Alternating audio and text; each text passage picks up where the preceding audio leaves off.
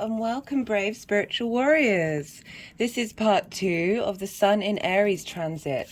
The Sun's been in Aries since the 20th of March and will be leaving on the 20th of April.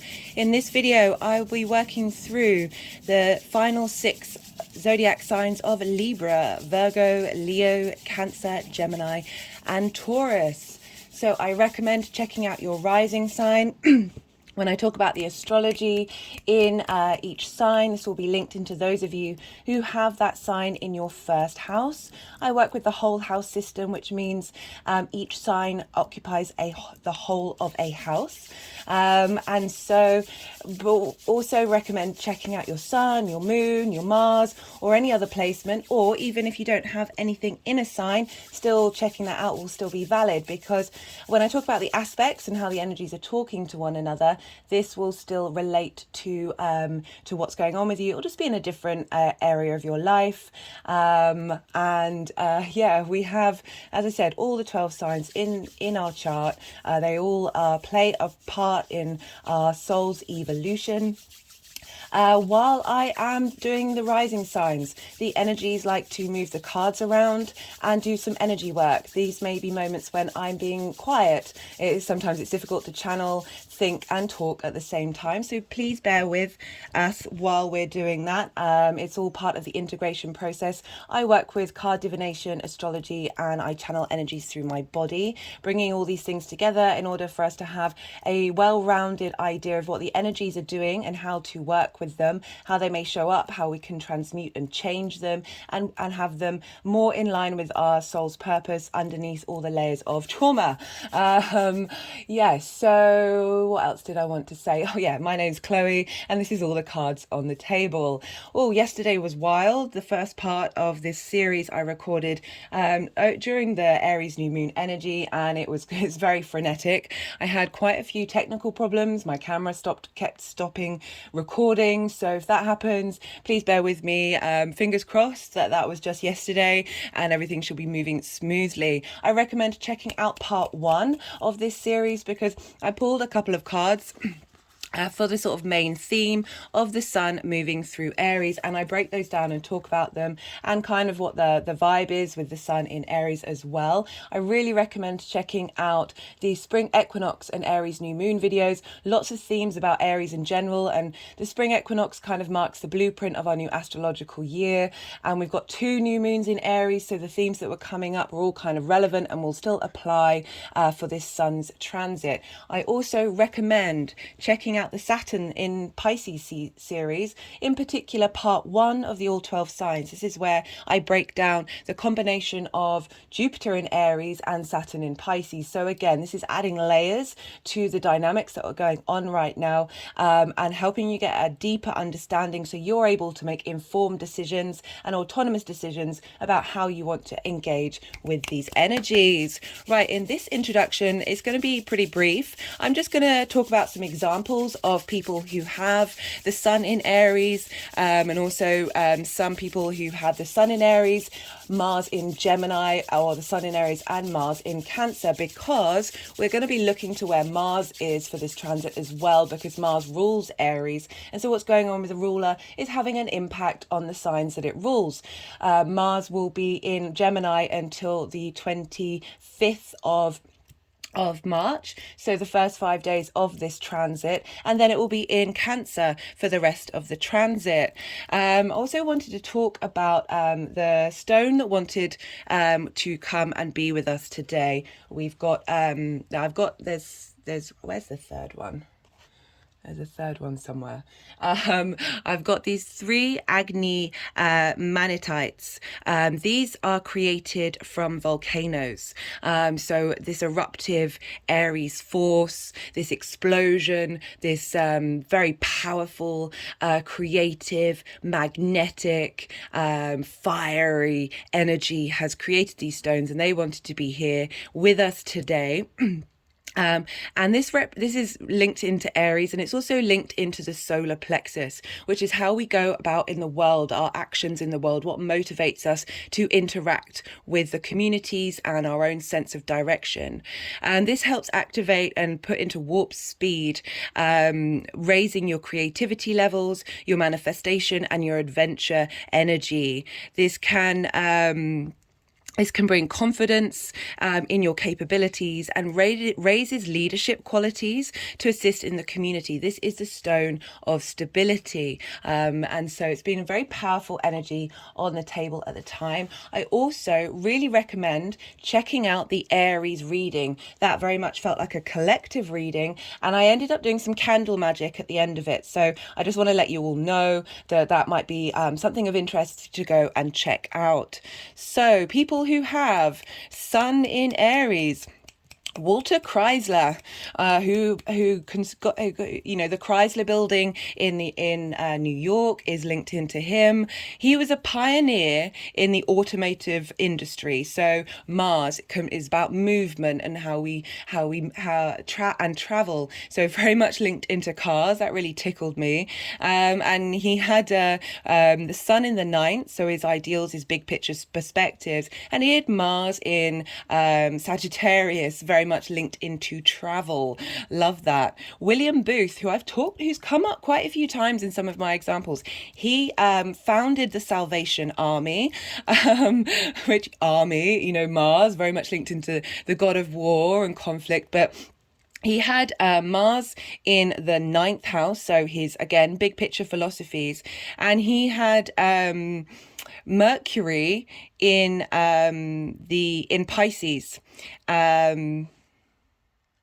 Forgive me, he had Mars in Gemini, which is particularly important because, again, an example of how the Sun in Aries and Mars in Gemini can manifest. He had the Sun in the ninth, do apologize, big picture philosophies. He had Mars in the 11th, communities, groups, hopes and wishes, and Mercury in Pisces. So that's bringing in the salvation side of it and the way of communicating. But that really tickled me of, the Salvation Army and having a lot of Aries action. Rene Descartes, also, I've used this example before. He had the Sun in Aries and Mars in Gemini. He had, and he also had Mercury in Aries at 29 degrees. So there's two examples who have things at 29 degrees of Aries. This is when the second new moon, which is a hybrid eclipse, is going to be happening. I really recommend checking out those other videos. I break down about how this first new moon is like clearing things out, new beginnings, but like really sort of like getting all our ducks in a row for the second new moon that is a hybrid eclipse, which represents big new beginnings, which is essentially we're bringing in quantum leaps here of evolution of the individual. So Rene Descartes had Mercury at 29 degrees, and the main tenet that he had was I think, therefore I am. So communication, how we think, Mercury, Mars, I am in air. Sorry, the Sun in Aries, I am, that very strong individual space. He also had, as I said, Mars in Gemini, so he had Mars and Mercury in mutual reception. So thinking is an important action to have to realize your I am. Mehmed, father of conquest, was an Ottoman emperor, and he had the Sun in Aries and Mars in Aries. So he basically did a lot of conquering, and he was very, very successful of it, and it was in the first house. And I just, again, this idea of going out into the world, striving for something, and there's that that element of Aries of wanting to win and being in competition. We also have Joseph Pulitzer, and he helped found, in his will, he helped found the Pulitzer Prize. His Sun and Mercury were in Aries, the individual thinking very much linked into newspapers and communication, but his Mars was in Aquarius, so on a collective level, wanting to bring collective truths to the forefront.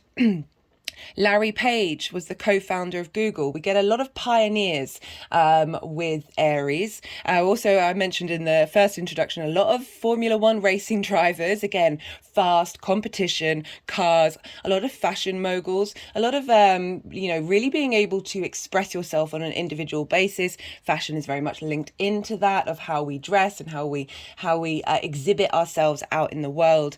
But also there's a sense of competition in those things. You've got to compete against other people in order to succeed. Lady Gaga has her sun in Aries in the 11th house. Very much champion the individual in groups and alliances, and her Mars was in the 8th, which is sorry, I'm just having to do some mental maths. Pisces, of Capricorn, of long-term legacy actions. We also have Quentin Tarantino. There were a lot of directors as well who have the sun in Aries. That was conjunct Mercury, and his Mars was in Leo, like actions of showing light. Leo can often be linked into actors, to people being on the stage, the players of the stage, the center of the solar system, all eyes on the sun, which rules Leo.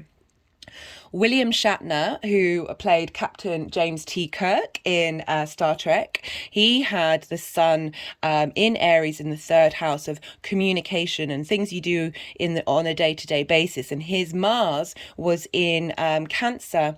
So Mars is going to be moving into Cancer. His Mars was in Cancer in his 6th house of work, really being able to, he led the starship. He was the captain of the starship, but his main role was to take care, as well as to explore, go out in the world. There's lots of adventurers linked into Aries energy. He also had to take care of his crew, and the 6th house represents subordinates, employers.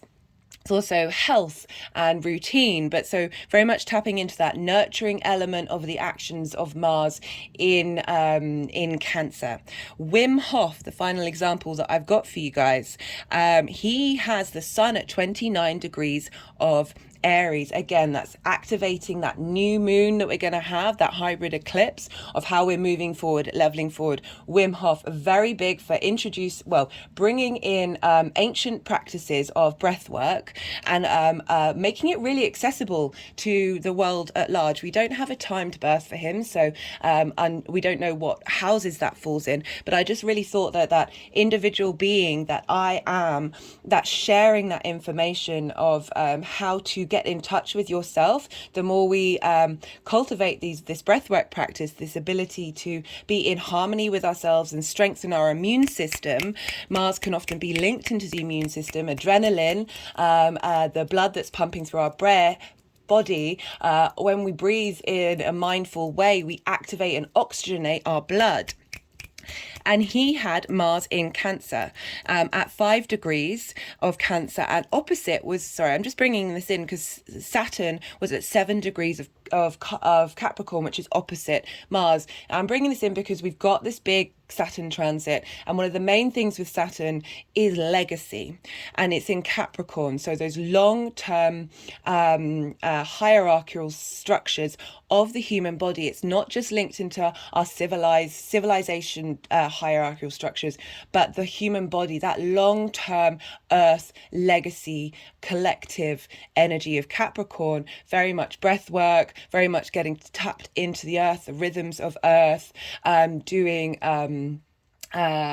yoga, things like that. I'm going to talk about that with the Pluto video, about what Pluto, as well as lots of things in terms of the banking system, has brought to the forefront our transformation of very ancient techniques that can help us in the long term. And I loved how that was opposite his Mars. Again, through his actions, he's getting us to nourish ourselves. Cancer is very much about nourishment and how we take care of our needs. So those are some of the examples. I'd just like to bring those in so we kind of get an idea of what the energy is about at the moment and how to utilize it. And now I'm going to move on and start off with Libra rising. Libra rising. How you doing, Libra? As I said in the introduction, for those of you who don't have Libra rising but are tapping into the Libra energy, when I talk about aspects and how they're communicating with one another, this energy is still going to apply. It's just going to be in a different area of your life. But for Libra risings, you guys have the Sun in Aries moving through your 7th house. This is the house of other, opposite your Libra energy, the house of self. This is the house of intimate relationships. That can be business, romantic, and friendship. It's the people that have an important impact on your life. You've had a lot of action here in your 7th house. We've had Venus just leave. She's now in Taurus. We've got Jupiter's been there for a while. It's going to be there until the 16th of May. We've got Chiron moving through there, helping you work through your wounds, in linked with how you interact with your one-to-one relationships, what you need from one-to-one relationships. So we've got a lot of support. Mercury's now there. I'll be doing a Mercury transit video soon. Just wanted to get this Sun one out first. And now the Sun's there as well. Lots of fire energy. And so this is all kind of opposing your 1st house. And with oppositions, this is, the kind of energy that comes up around a full moon, in terms of you might seesaw from one energy to the other. One might be quite loud and the other one might be quite quiet. And it's all about, with oppositions, it's about bringing things into balance. So you're not prioritizing one area over another. So you're not, say, you may be prioritizing your intimate relationships and their needs and what they want. These transits are getting you to not only level up your one-to-one relationships, but also get you in tune to what's important to you, and really be in balance with that. I know that can be a difficult thing to do for all of us, but particularly for Libra risings, you are the social sign of Venus. You do want to prioritize and connect and bring people together, but sometimes that can be to sacrifice yourself, and that is not the name of the game here, guys. Give from your saucer, not from your cup. Give from your overflowing cup constantly, and therefore you don't get depleted. So all of this light, the Sun is now moving into the 7th house, this illumination to that area of your life, getting some vitality there. You may enjoy spending time with one-to-one relationships and feel really nourished in that area of your life. It may be shining a light on parts of those intimate relationships that aren't necessarily serving you. Be mindful of that. We've got support here though. The Sun is in its exaltation. There's a sense of being very independent in your one-to-one relationships, as well as the partners that you draw towards you may be very independent. It's about bringing an understanding of who you are in these one-to-one relationships, and really working with that energy of Jupiter that we have here to help level up and bring wisdom, cohesion, and expansion to this area of your life. We also look to where Mars is, and Mars is currently in Gemini. Oh, this has happened quite a lot. I don't want to, if you're clocking what these cards are, this has happened a lot for all of the signs, that there's been a lot of intense cards that have come up that are kind of highlighting what you're clearing and how the Sun's going to help out. Sorry, I should have mentioned in the introduction, but there will be 5 separate piles, one for the energy of the Sun moving for Aries, 3 aspects, and then the final card of how these energies are going to manifest moving forward. There's been a lot of cards coming out for everybody, so there's going to be more than 5 tarot cards coming out. I'm going to talk about the general energies, talk about the aspects, and when I finish doing that, I'll see what cards have come out, and then we'll do some movement with where they want to go. Right, where was I? So we looked where Mars is. Mars has been in your 9th house since August of last year, getting you in touch with your motivation of your big picture philosophies, how you look at the morals of the world, yourself, your connection to God, spirituality. It's generally just the big picture perspectives. This is also linked into higher education. In that sense, learning to master something that you've been studying for a while. That can be absolutely anything. And foreign lands, foreign travel. But this is more about immersing yourself in a community and culture that is unfamiliar to you in order to broaden your perspectives. Mars moving through there has probably meant that you might have been a bit scatty and a bit all over the place, trying to try different things, do different things, maybe not with all that long retrograde, not necessarily getting things going. But now Mars is in the final degrees. We're having Mars talk to the Sun, integrating that energy, and being able to really start to get going with whatever's been going on in that ninth area of your life. And so the Sun, what's going on with Mars is, as I said, Mars is going to talk to the Sun and help integrate, but I'll talk more about that when we talk about the aspects. Mars is then going to move into your 10th house. Oh, I forgot to say, Mars in Gemini trines your Libra energy. You use the same element, you're sharing information, you're sharing resources, you're on the same team. Trines are an aspect of Jupiter, wanting to bring about expansion, elevation, opportunities, vitality, wisdom. And then Mars will be moving into Cancer, which is squaring your Libra energy. For Libra risings, this is in your 10th house of life purpose, career, and how the big outside world sees you. That did jump up. And so this is, as I said, this is squaring your Libra energy. Squares are an aspect of Mars. This can bring about conflict, drama, frustration. If this does come up, this is in order for you to understand your own motivations in relation to yourself and how you embody them. These are all lessons for us to work with. Other than that, the squares bring about friction. We need friction for things to manifest in the linear time frame that we are currently in. Heavy manifestation energy. So everything that you've been learning with Mars moving through the ninth is now going to have an impact on your career and your life purpose.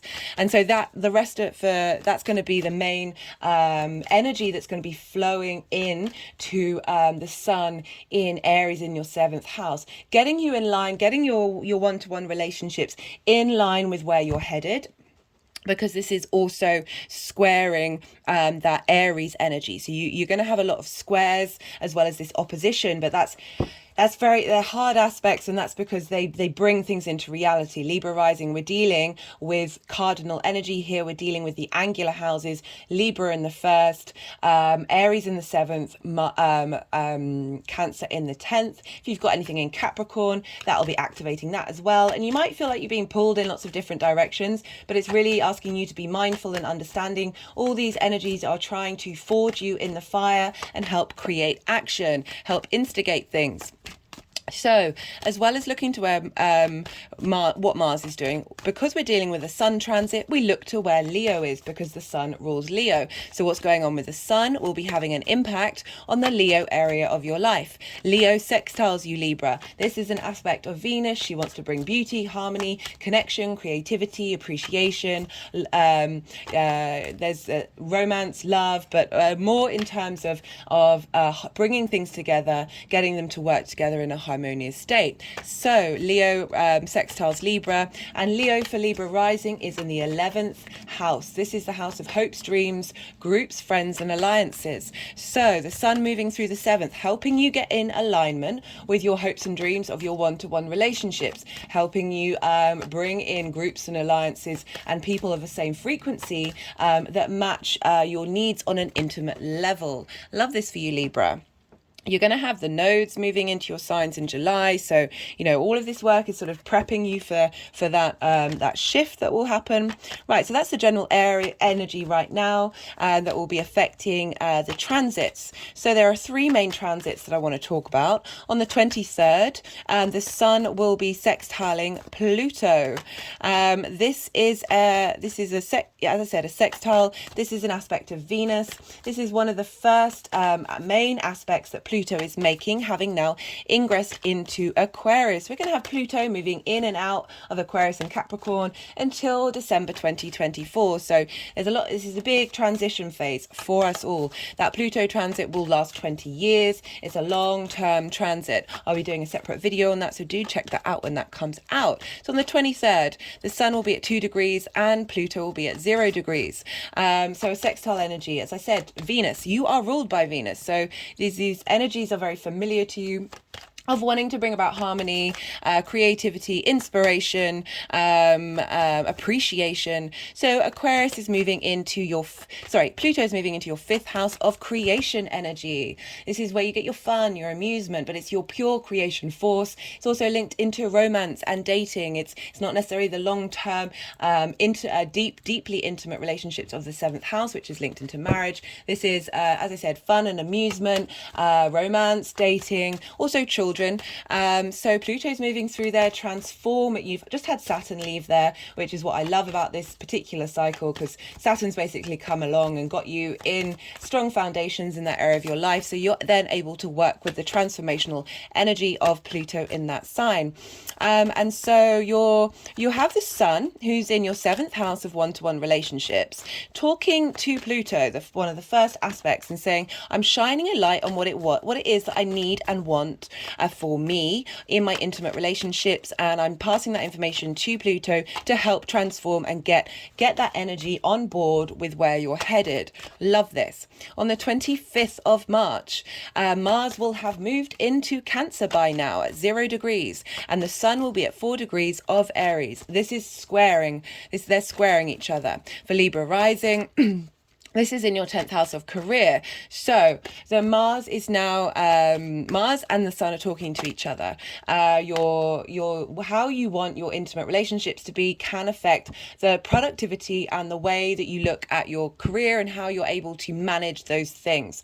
So Mars in Cancer, embodying your emotional desires and how you react in the world, react in your job, giving you a sense of motivation and drive to do things and be in your career house, and how the Sun is giving you support and vitality from your one-to-one relationships, or the way at which you want your one-to-one relationships to be. Even though these are very positive transits, it could be that you're like the Sun is very illuminating, it's very direct action. It can be like, no, I don't want this, we're changing this situation because I need to focus on my career. I need you to be in line with my career place and my sense of self, because this is, squaring your Libra energy, and the Aries energy is opposing it. So as I said, this is all squares and opposition. So squares represent conflict, drama, and frustration, as well as friction and manifestation. Oppositions are ruled by Saturn. This can be things being out of balance, you needing to correct this, get this in the middle. The more that we balance this, the more that we have those strong foundations. But it could be isolation, it could be separation, because we're dealing with that opposition. Mars very much linked into operations because it deals with cutting and severing. So whatever's going on during this transit, good, bad, or ugly, it is all redirecting you to get you in touch with you, and where you're headed, in order for you to not only support yourself but support everyone around you, because you are supporting yourself from a very strong foundation. Right, the final aspect, well, actually, so after this square with Mars, we're then going to have the full moon in Libra in your sign. The Sun will be conjunct Chiron in Aries, and the moon will be full in Libra. So I will be doing a separate video on this, so I recommend going and checking that out when that comes out, and then maybe coming back to this reading and revisiting the cards that come out for the next aspect, and how they're moving forward, to get another layer of what's going on. So because that Sun is conjunct Chiron for that full moon, this is really illuminating our wounds in relation to our one-to-one relationships, and how it affects you, yourself, how you embody yourself, how others see you. Big moon for you, Libra. On the 11th of April, our final aspect. This is when the Sun comes into conjunction with Jupiter. This is at 21 degrees of Aries.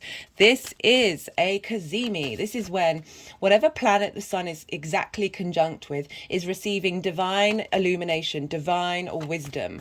And there's a real sense of vitality and sense of strength. We've got Jupiter, wants to expand, wants to elevate, wants to bring wisdom. I've really felt with this Jupiter transit, I've talked about this a lot, that this is leveling up our Aries energy. I've got the stag here in representation of that, of really bringing wisdom and long-term thinking, long-term expansion of self, elevation into your life. And now you've got these two very powerful, very supportive energies talking to one another.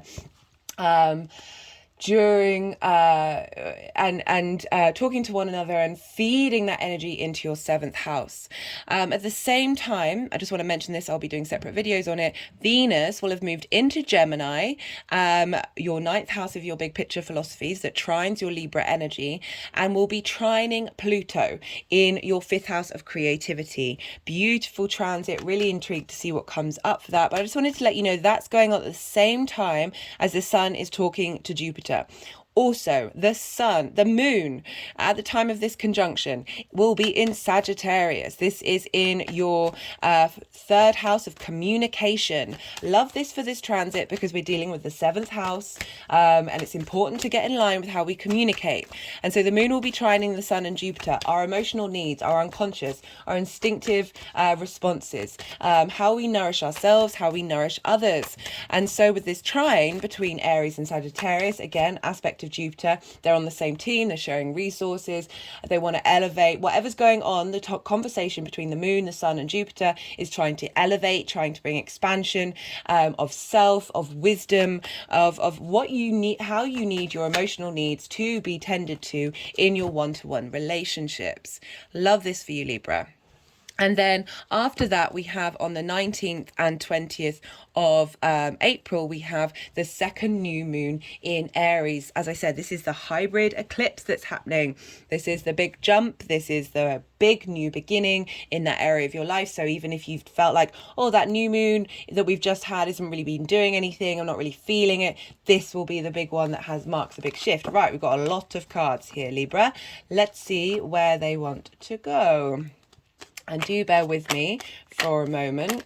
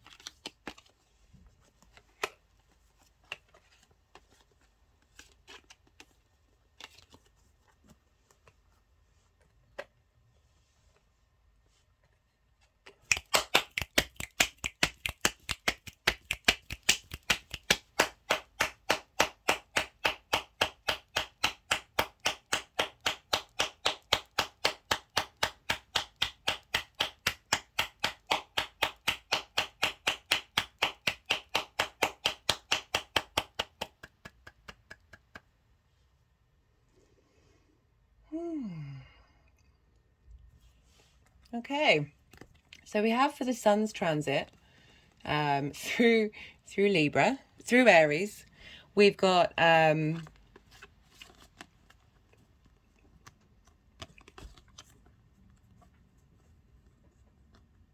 We've got the Ten of Swords, the Eight of Swords, and the Seven of Swords. These are all quite difficult cards. The Ten of Swords is a sense of betrayal, being stabbed in the back, of being immobilized by your own mind, and by it's just a complete sense of feeling like you can't move, that there's a very stagnant energy. We've also got the Eight of Swords, and this is a sort of so our thoughts are our illusions. They aren't necessarily real. This is asking you to it's asking, you've been trapped in a sort of a cage of your own making.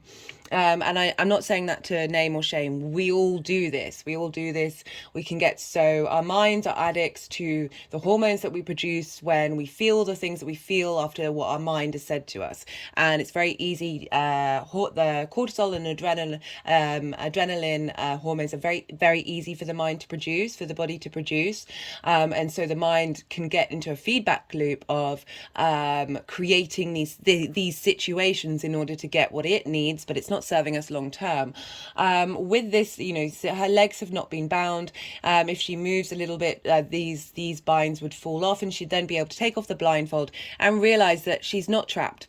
There is, in fact, a way out of this situation. We also have the Seven of Swords. This is linked into, there's trickery here. There's a sense of someone, there's a sense of procrastination as well. There's a sense of feeling like you've been depleted.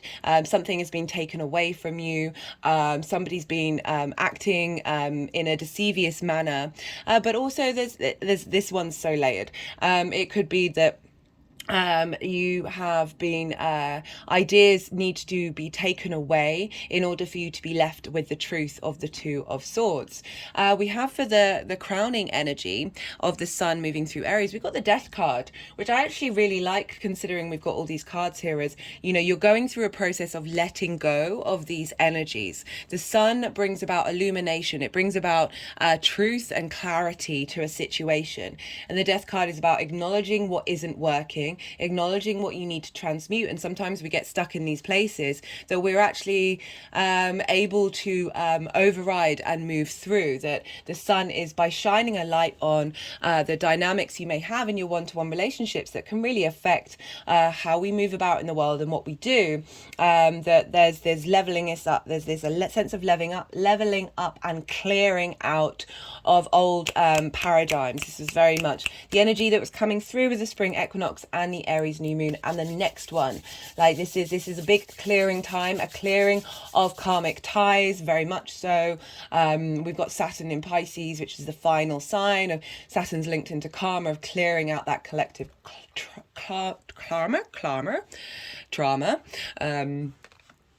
We have for the sextile with Pluto in your 5th house of creative energy, or just generally trining Aquarius, generally trines Libra energy.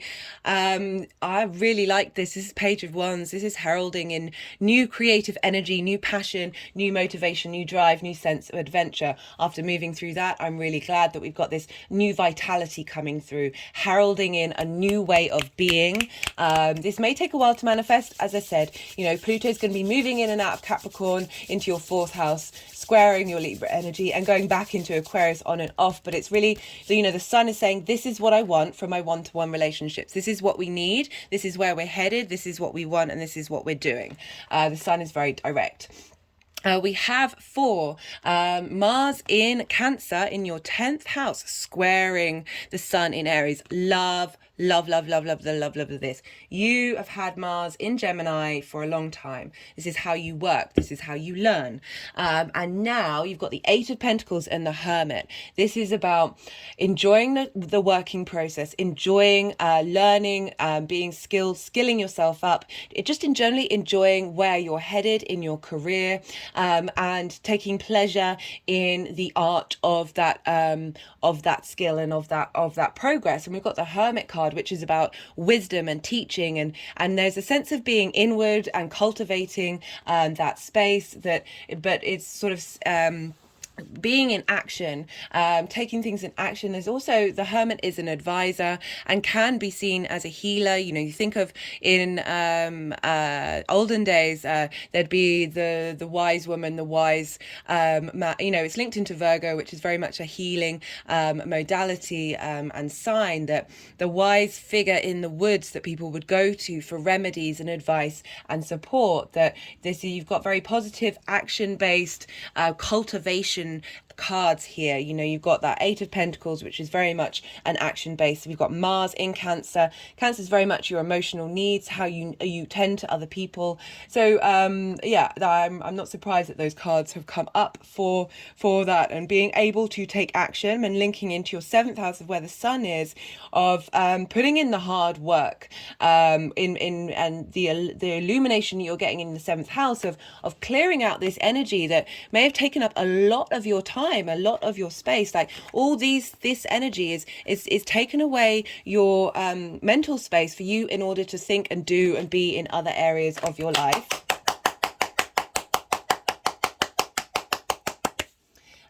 So we have for the conjunction, the cazimi with Jupiter and with the trine to the moon. So the moon's come up. We've also got the Ace of Swords, the Knight of Pentacles, and the crowning energy is the Four of Pentacles.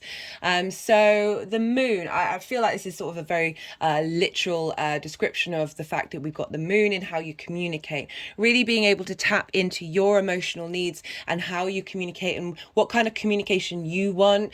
The Ace of Swords coming through, very, you know, this is a cazimi. This is when Jupiter's receiving wisdom from the center of the sun, this direct clarity that's coming through, that's going to help you with your one-to-one relationships, and how that is impacting how you communicate just in general, as well as, you know, we're still having the influence of Mars right here with your career, which, so we've got a lot of pentacles here. We've got the Knight of Pentacles. This is also slow and steady wins the race, very loyal, very dedicated, very tangible, very solid in your life. That this or the kind of relationships that you want and the kind of relationships that you need that support. You need to not only be the one doing all the supporting, but to have the people in your life be there for you and protect your needs as well, because we're dealing with the trine to the moon here of your emotional needs, that you need people in your life, as I said, who have got your back and are supporting where you're headed and what you're doing. And then we've got the Four of Pentacles for the long term. So for this energy, because, you know, Jupiter's going to be there for like 2 months after this cazimi, really integrating that wisdom and energy that is, again, this is leaning into a sense of needing stability. This is the four, this is power, this is strength, this is the stable card of being in dominion of your 3D world. You know, even though we're doing with Aries, which is fire, that there's this need for bringing things into balance and it to, again, being in line with where you're headed in your life purpose and your career. You need your one-to-one relationships to support that. And if you're not getting it, I think you're going to be aware of needing change. And by acknowledging that and having your boundaries in that area of your life, you're showing the universe that you're committing to yourself. So I really, you know, I'm trying to do both versions. Also, you may be, the people in your life will be committing to you and giving you stability. But if they're not showing up in that way and you need that, express that, take action with that. Because long term, we're dealing with the long term intimate relationships. This is the place where you commit to things. You need that kind of commitment in return. Okay, but I do like what's coming up for the energies moving forward. We've got the Queen of Cups, feeling nourished, feeling supported, feeling that you are not only able to nourish others, but you are receiving that nourishment back into one relationships, tapping into your emotional needs, are being facilitated, supported and cared for. We also have the Wheel of Fortune, which is a Jupiter card. So things are on the up, the fates are changing. The wheel is now turning upwards. Jupiter is a very abundant planet. It brings us vitality and strength. Jupiter, in terms of Jupiter the planet, if we didn't have Jupiter, the Earth would be bombarded by asteroids. Jupiter absorbs them and protects us, and gives us support in order for us to level up. So whatever's going on, whatever you're clearing, the energy is moving forward, and this is sort of representing after that second new moon that you are now in a space where you feel nourished and supported, even if it's just by yourself, or it's bringing in those one-to-one relationships and helping you out. So you are also being supported in your work life as well, because we have Mars for the duration in Cancer in your 10th house. But yeah, very positive card to end on. I like that for you, Libra. Right, I'm just pulling a card from the numerology deck. Let's see what other messages want to come through that may not have come up in the tarot, or clarifications to the messages that are here already. Right. Yeah, Libra, you're going to have the South Node. We've got the manifestation card.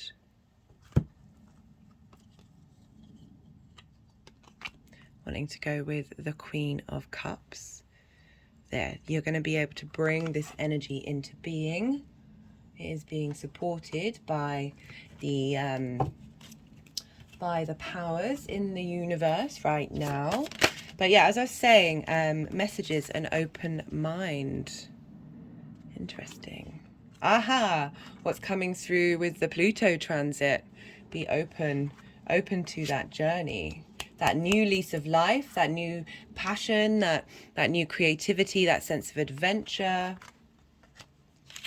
Let's get one more card from that. This is the First Light Tarot. This is the Major Arcana.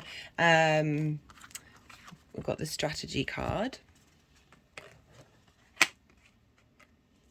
Yeah, I really feel like you're thinking long-term, because this is long-term stuff. And being supported and nourished and having a stable foundation in the long term. I'm going to pull another card because I usually, when it doesn't always happen, I was just about to say, because there's major arcana, there's statement cards and question cards, that I kind of pull enough cards until there's a major arcana. We just got the moon, another clarification. Phases, mystery, instinct, discovery, being in tune with your instincts. Moon is in your 10th house of career. Yeah, really getting a strong vibe of this is yeah, your career is really important right now, and you need support in your one-to-one relationships for sure. Let's see if we've got new beginnings. New beginnings in your career. So you're going to need help and support from your intimate relationships. I also see the 7th house as your one-to-one relationship with the universe. So getting more support that way as well, maybe coming in to help you just get some more. I mean, we're always supported, but right, this is the Oracle of the Rising Sun. It's going to get some final cards from that. But yeah, as I was saying, the South Node is going to be moving into your Libra energy. This is about crystallization, refinement, purification of sense of self. This can be, you might feel the need to be by yourself a bit more with this transit, because the South Node does seek isolation, but really cultivating you. I think this is so important for all of us on a collective level. I'm going to wait. I'm going to see if those come out again. This deck tends to like give me like 5 cards at once, and I always protection. Moon in Aries. The moon is currently in Aries right now.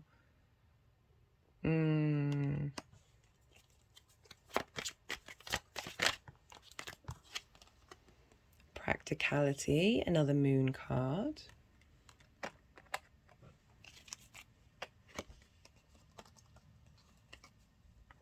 Interesting. Practicality with the Page of Wands, which was linked to the Sun and Pisces, and the Sun in Aries and Pluto in Aquarius. I'm just getting the feeling like it's really asking your Pluto to get your creative force, creative power to be in line practically with your one-to-one relationships. Even though we've got the Page of Wands, which is sparking a new space, but you need it to work for you. You need it to work for you. Oh, my hand is just tapping over my third eye chakra. The quarrel card came out. Maybe you've been fighting with your intimate relationships. Feels like that's clearing. I'm going to get one more card for you, Libra. Please. This deck is so slippy. And most of the time that's usually really good for decks because then the cards come out. Optimism, another moon card. Right, where's your moon, Libra? Check to where your moon is. Check to your needs. You know, it's also your 10th house. We've got a lot of 10th house energy. Another way of the Page of Wands here with the Pluto stuff, your 5th house of your creation energy. That's like the movement, the motivation that we have to go out in the world. It feeds into into your career and where you're going, that there's a new way of looking at your career and your life purpose. We've got a lot of moon cards, Cancer, we've got two tarot moons, we've got 3 moon cards. Yeah, your career, this is your life purpose, where you're headed. But we've got optimism, moon in Sagittarius. So we're dealing with the moon in Sagittarius. Oh my God. Yes, Libra. I'm going to leave it at that. That's making me smile. I'm getting a lot of good, positive energy from that. Focus on you, Libra. Focus on your career. Get your vibrational level to you. Pluto in the 5th is very much going to facilitate that. As I said, I'm going to be doing a main video on that one. Pluto's moving into Aquarius tomorrow. Woo!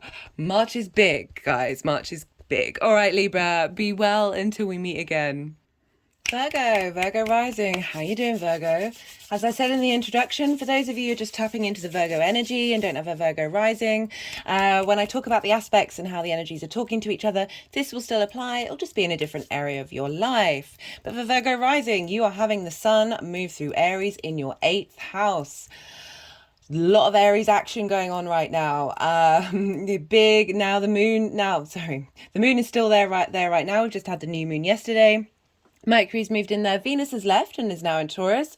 The sun is now there with Jupiter, with Vesta, with Chiron.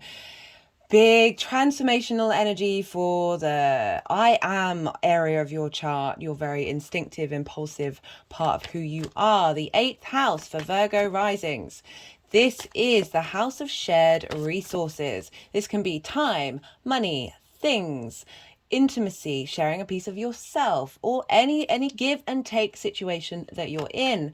And this can also be linked into contracts in terms of mortgages, loans, taxes, car stuff, and it's linked into inheritance. I see it's 3D inheritance and cosmic inheritance. This can be a very magical house. It's a transformational house, but if you think about the give and take and sharing of resources, it's also sharing resources with the universe.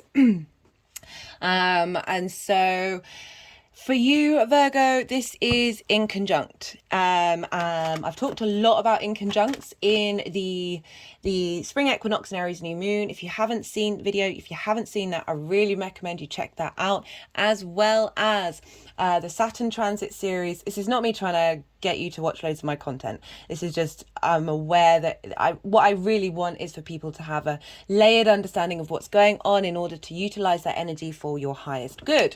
And part 1 of the Saturn in Pisces, all 12 signs series, I break down Jupiter in Aries and Saturn in Pisces. This is what's going on in Aries right now is having an effect on Jupiter and therefore having an effect on Saturn. So you're going to have an understanding of how that's at play and how that's sort of adding to everything that's going on right now. With the in conjunct, so they traditionally don't have anything in common. Different elements, different modalities. Virgo is a night sign, Aries is a day sign. So imagine you're meeting someone for the first time, but you're aware that you're aware that you have no common denominators of how to start a conversation. It can feel awkward. It can be maybe a bit frustrating. It's a bit it's just there's a nervousness around it. It can get a bit or you're dealing with someone who's on a completely different page and they're not willing to even engage in what you're doing. There can be a real difficulty with an inconjunct, but there's real magic here, because when we start, because after a while, when you start talking to someone, you realize you've got things in common. They come at it from different angles, and the name of the game for me is really getting to understand and integrate every part of our chart, and even the difficult ones, even the ones that might feel a bit uncomfortable. There can be some sort of conflict with an inconjunct, particularly because you're clashing. You're not quite, as I said, different energies. And so when we're a bit limited and we're not able to understand and appreciate different ways of thinking, then this can just feel awkward and a bit frustrating. So with the inconjunct, I link it to the kind of thing we used to do as a kid. Hopping on one leg, patting your head and moving your hand around in a circle. This is difficult to do for a lot of people, but when you practice and when you first nail it and you get it, you feel in this amazing flow state, but also you're flowing, but you're achieving lots of different things at the same time. Really quite stupendous energy, and like it's the magic that comes out of that, of being able to bring these things together. You're able to think differently and come up with really creative ways of dealing with it. So that's the inconjunct. And so you've had a lot going on in your 8th house, helping you with Chiron moving through there, and the two benefics. But as I said, Venus is just left, that really helping you get in touch with the wounds you may have felt in the give and take of resources. You may have felt like you've given too much and not received the same back in return. And this is really getting you to stop caring about that. And I mean that in the best possible way. It doesn't mean you don't share your resources. It doesn't mean you don't receive resources. It's that hurt, that pain that you may have felt at not being seen, at your individuality not being seen, the strengths of who you are. The sun is exalted here. The I am, the wanting to express yourself, of the limits you may have felt from the outside world at being able to express yourself and not being supported.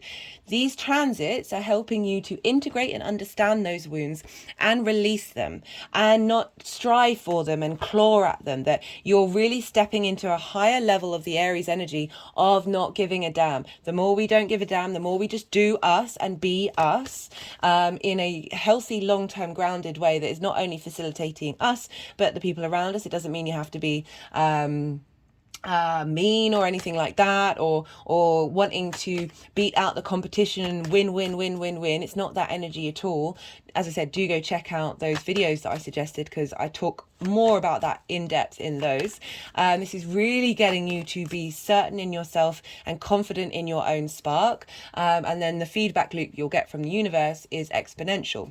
So we've got the sun there shining a light on this area of your life, bringing vitality to this area of your life. It may be that more resources, more things are going to be coming from the outside world, from your relationships, that you are going to be in receipt of truth and wisdom and illumination and vitality from the outside world. That is definitely a possibility, as well as the sun facilitating Jupiter and Chiron's journey of shining a light on those wounds, particularly in the first half of this transit. Actually, most of this transit, because we've got two new moons. The second one is a hybrid eclipse that's happening at 29 degrees, so that's just at the tail end. So the sun is really helping us clear out this old karma, clear out this old stuck energy, in order for then to be completely reborn with that Aries new moon hybrid eclipse I think it's the 19th or 20th, depending on where you live, of April.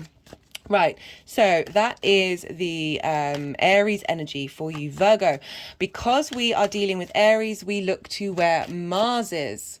And Mars, because Mars rules Aries, Mars is in your 10th house. It's been the 10th house, squaring your Virgo energy. So squares is an aspect of Mars, potentially bringing about conflict, frustration, drama, but also motivation to get going, to try lots of new things. In for you, Virgo rising, the 10th house, your career house, your life purpose, how the big outside world sees you. But generally this energy is just squaring, so wherever Gemini falls, you're going to be having this kind of energy, and so that's going to be impacting the final 5 degrees. Sorry, the first 5 days, because Mars is moving into Cancer on the 25th of the Sun's transit. So even though they are not sextiling each other by angle, because the aspect has to be quite a tight degree with sextiles because it's a very subtle energy, but Aries and Gemini sextile each other by sign generally. So this is an even subtler level of integration of the Sun at the early degrees of Aries at the beginning of its journey, and Mars at the end degrees of Gemini, that by osmosis, by an atomic quantum transfer of energy, the Sun is going to have received all the wisdom that Mars has learned in your 10th house and is then going to apply it moving forward, moving through your 8th house of shared resources. So what you want from your career, how you want to be, what your life purpose is, the Sun is now going to facilitate that from the outside world.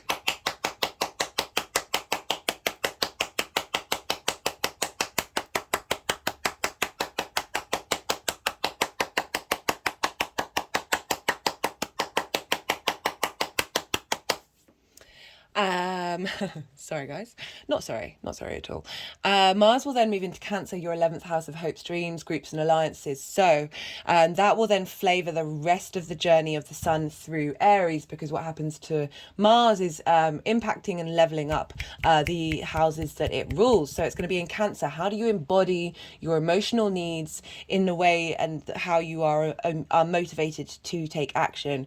How do you want your hopes and dreams to be? What kind of people and groups and alliances do you want to bring in that are tapping into your core emotional needs? And that is going to feed into the 8th house. This is going to be squaring that Aries energy. And so things are going to come into manifestation. You may take more action in your communities that are going to draw in resources from the outside world. Love this for you, Virgo. Particularly because you've had Saturn move into Pisces. You're now dealing with an opposition. The mutable signs are now going through what the fixed signs have been going through. It's a different vibe. Go check out that Saturn series. I really recommend it. It's a big transit for everybody. So, but also forgot to say, Cancer sextiles your Virgo energy. So we've moved from a square energy with Mars. We're now going to a sextile energy to you, your energy, and for Virgo rising, that's your first house, how you embody your sun or your moon in your actions and your deeds, your body, your appearance, how other people see you. Sextile energy is an aspect of Venus. This wants to bring about harmony, cohesion, beauty, creativity, inspiration, appreciation. So your sense of self, in the way that Mars is now feeding into your sense of self and your emotional needs of your hopes, dreams, wishes, groups and alliances, is just facilitating you and your strength of who you are with the outside world. Because we're dealing with the Sun, a Sun transit, we look to where Leo is in your chart, because what's going on with the Sun will be having an impact on the Leo area of your life. Virgo risings, you have Leo in your 12th house. This is an inversion. So this, again, there's no direct line of communication with the traditional aspects. So this can feel not very tangible, this energy. What Leo in the 12th house, with inversions, you're sitting next to somebody, but you're both facing forward, and you can't see each other. There isn't a direct line of sight, so therefore a direct line of communication. But it's a subtle energy. It's through osmosis on a bodied sense, a felt sense. They're near. You can feel their energy, and your energies are intermingling, but it's almost a bit of a mystery. So you're having the Sun in the 8th house with shared resources interacting with your 12th house, the hidden house, the house of mysteries. This can be the hidden concepts of self. This is also a very magical house. The unseen can come through. You can tend to want to spend a lot of time by yourself in this house, get a lot of rest.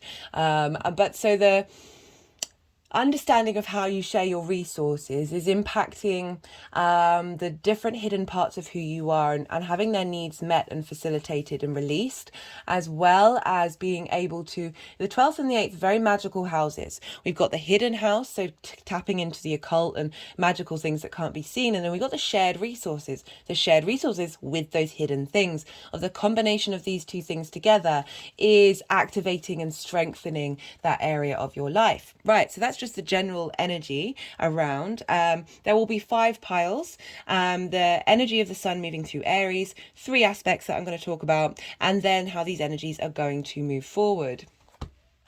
They're not wanting me to shuffle so much.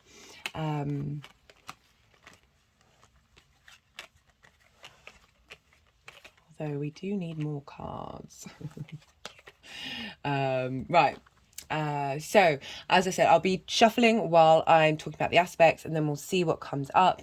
The energies will then want to move them around. You've just seen them do that. They may do some energy work for you. Do bear with me. I'm often quite quiet during this time because, as I said in the introduction, can be a bit difficult to channel, think and talk at the same time, guys. I've got to be real. We have on the 23rd of March, we have a sextile with the sun to Pluto. This is the day that Pluto is going to move into Aquarius, and I really love how this is the first aspect that's happening to Pluto. The sun is now talking directly to Pluto in a sextile. So again, an aspect of Venus, bringing about harmony, creativity, appreciation, love, connection, desire, sensuality, there's diplomacy with Venus, love, and you have Pluto moving into your 6th house of work, health, and routines. So you just had Saturn move through there. We've all had that transit where Saturn's helped give us strong foundations, so we're then able to work with the transformational energy of Pluto. And now the sun is talking to it from the 8th house. Pluto is going to go in and out of Aquarius until back into Capricorn until December 2024. So this is very much a transient time for us all. But the sun from the 8th house of shared resources is sort of shining a light on your needs and what it is that you want and the direction that you want to move forward in, to Pluto, saying, hey, this is how we want this to impact how you go about your work. How about you take care of yourself? How about you get your routines in gear, and how the give and take that you have with the outside world and the universe is going to have an impact on that. Love that for you, Virgo. On the 25th of March, we have Mars will have now moved into Cancer, your 11th house of hopes, dreams, groups and alliances, and it will be squaring the sun in Aries. So we're dealing with 2 lots of cardinal energy. And so Mars will be at 0 degrees of Cancer and the sun will be at 4 degrees of Aries. And so what does this look like? As I said, so this is your motivation to connect to your hopes and your dreams on your own internal needs, your emotional basis, how you nourish yourself, how you want to nourish other people, but connecting to your house of shared resources, that the sun, and this is a square, so it's an aspect of Mars. There can be conflict, drama and friction, frustration during this time. Whatever happens, use these as lessons to understand what it is that you truly need long term, what it is that you really care about. Things can blow up and you're like, well, okay, it feels good in that moment to be right. It feels good in that moment to feel some sense of vindication. But do I care about that energy long term? Is that something that I want long term? But also friction. We need friction in order to create in the 3D world. So actions taken in terms of you connecting to your hopes and your dreams, actions taken in your groups, in your friendship situations, as being facilitated by the light shining on from the shared resources, as I said, can bring in some benefit, bring in a directional way forward, action taking in that area of your life. And really helping shift gears and move forward with everything, and really integrating with it in terms of that long lesson that you've had with Mars in Gemini of where your direction, your life purpose is headed. So after this aspect, on the 5th of April, there will be a full moon in Libra, where the sun will be conjunct Chiron. I won't be pulling cards on that. I'm going to be doing separate videos for that. So I recommend going when that comes out, maybe having watched that, come back and revisit the latter half of this reading to see how those cards will interlink with the energies that are coming through today for the sun's journey. And so yeah, that Libra, that's happening in your second house of your values. So highlighting where you've come, where you're at with your value system and how you manifest and make your money in the world. On the 11th of April, the final aspect that we're going to be looking at is when the sun is conjunct Jupiter. This is called a cazimi. This is happening at 21 degrees of Aries. This is when the sun imparts divine illumination, divine wisdom and inspiration on to Jupiter. We've had Jupiter in Aries for a while. Jupiter will be there for another 2 more months. So you're really going to have time to integrate the wisdom and the knowledge that's come through from the sun, the center of our universe. And be able to, yeah, as I said, really integrate that into your life. It's not like a last minute thing. And then at the same time, the Venus will have moved into Gemini, your 10th house of career, and will trine Pluto in your 6th house of work. Love this. I will be doing a separate Venus transit video as well as the Pluto transit. So go check out those readings when they come out to see what cards come up for that, and then like bring it all together. With this conjunction with Jupiter and Aries, we will have the moon in Sagittarius trining this conjunction. I love this for everybody. So we've got the moon and the sun, so our conscious directness with our unconscious emotional instinctives, what we need in a trine. Trine is an aspect of Jupiter. We're dealing with Jupiter. So Jupiter wants to bring expansion, opportunities, growth, elevation. There's a sense of vitality here, a sense of wisdom coming through, where your emotional needs, and this is happening for you in your 4th house of home, roots, foundations, private life, your emotional needs are they're sharing resources very easily to the sun and Jupiter of, this is what I need. This is what I need for me and my home, my private life, that very intimate part of you. This is what I need to be fed into the outside world and the strength of where I'm at. Love that. So that's all the aspects. After that though, after the 11th of April, on the 19th or 20th of April, we'll have that second Aries new moon, which I talked about already. Again, I'll be doing a separate video for that. And that's the hybrid eclipse. So those are all the aspects. Let's see what wants to happen and where.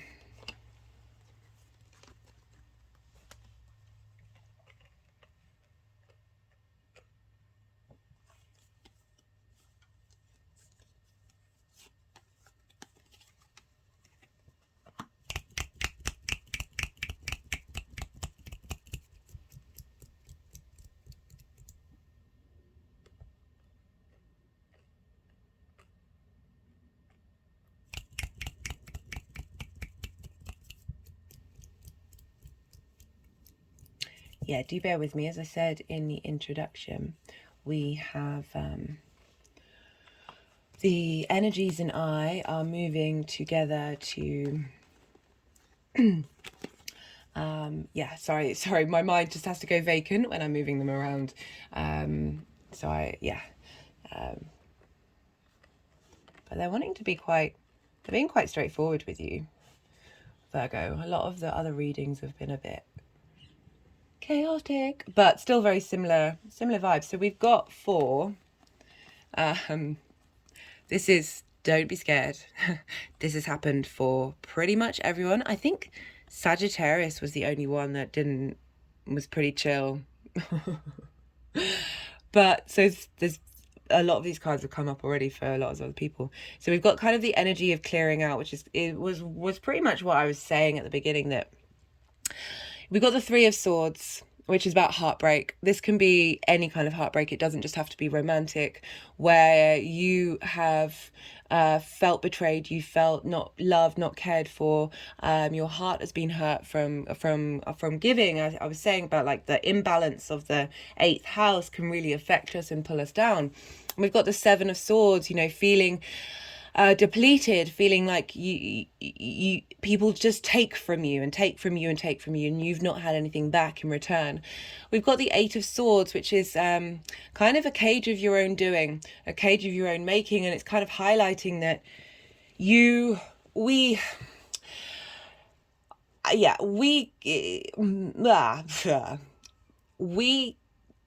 have a choice of what we give and take. Virgo energy can very much want to be of service, want to help heal others, and can overextend. It's the same with Pisces in a different way, but that's the healing axis, Virgo and Pisces. That you have the capacity to leave this cage of your own making, to be able to shake off these binds. The legs aren't tied. You're able to walk and then move, then loosen these arms, and then take off that blindfold and realize, oh no, there was a way out. I can make a choice. This is also very much linked into the constructs that we have, our illusions. Everything is basically an illusion, and we are here to make choices, and that can be really hard to do, to break out this cycle of overgiving, being dependent, codependency, all of these things. We have so many layers. It's not just linked into your experiences, it's your family's experiences, your ancestors, past lives, galactic shit. Sorry for swearing. I really do try and not let my I'm British, we swear a lot. It's just how we talk to one another, and also the collective stuff as well, like especially dealing with the 8th house of that collective shared response, its energy, and it feels like you've been putting in hard work and you don't necessarily see the results come through, but things are changing. Things have been breaking down. Those structures, that are those old ways of giving and taking, have been falling down. I'm not surprised. We've had a lot of energy move through Aries. We've got these 2 new moons that are happening.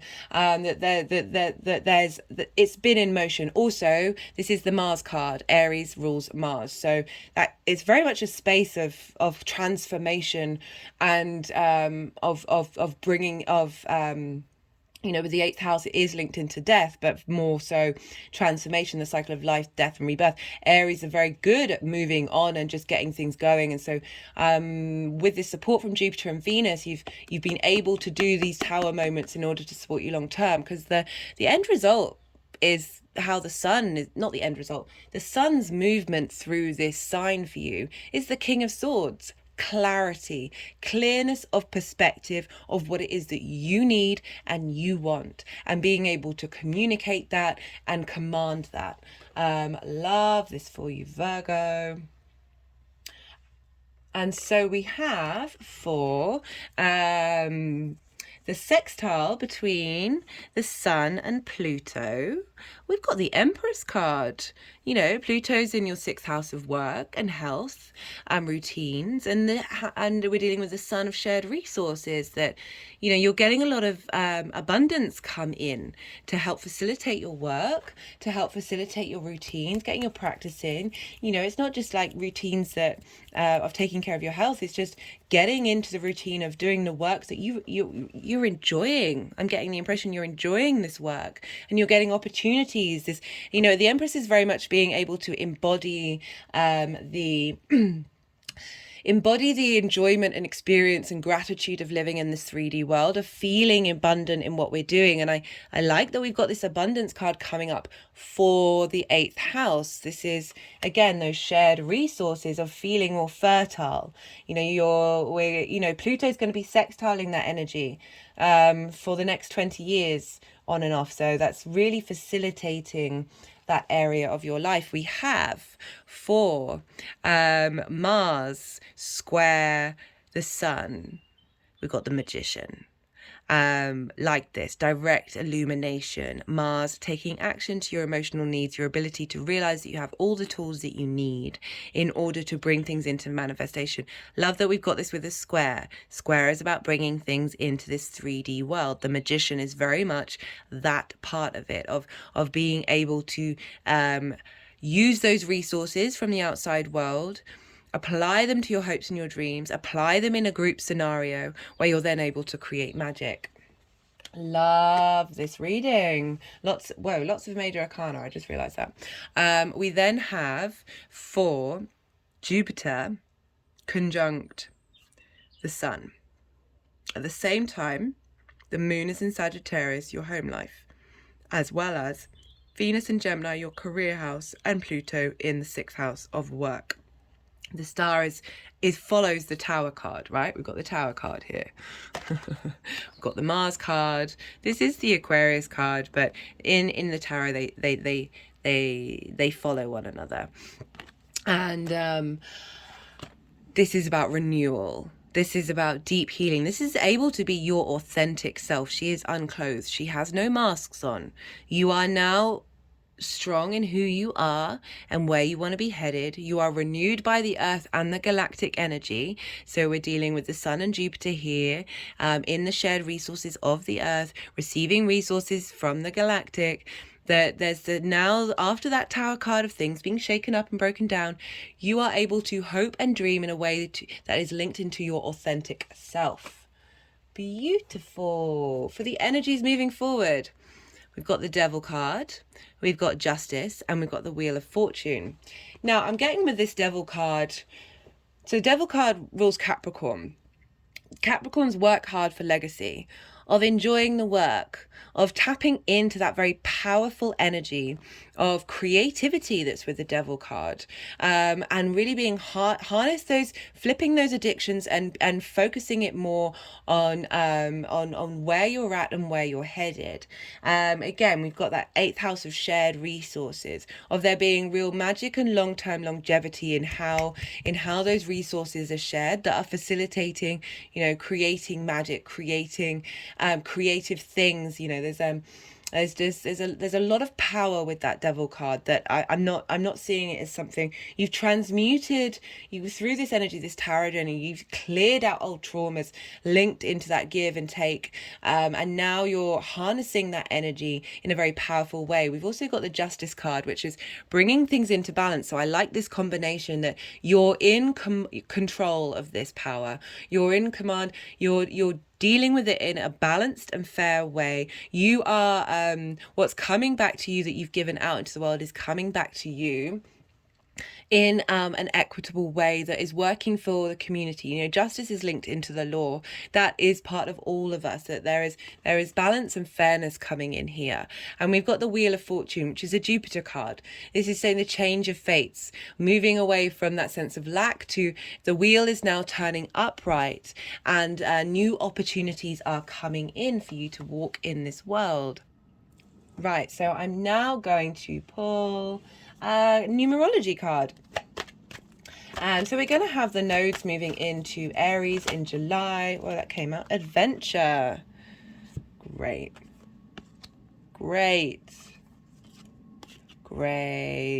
Like this. New ways of incorporating this energy. Love it. And also, just a side note, because you've got Saturn and Pisces in your 7th house of intimate relationships, something can come in that area of your life.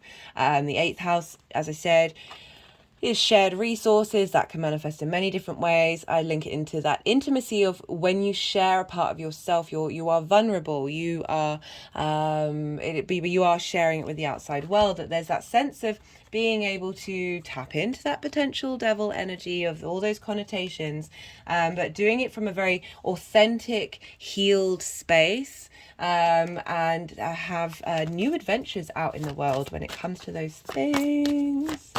Right, I'm now going to pull a card. Let's just get those straight. So you've got, I'm getting really like, the Virgo side of me is coming out with these like, I want it to be perfect so you can see it perfectly.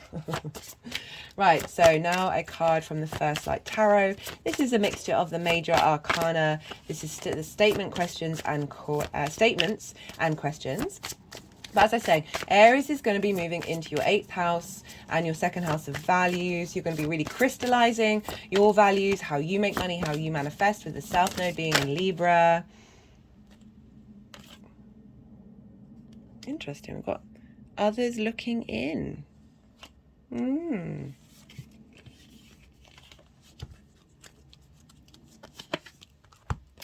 also, who may I hurt?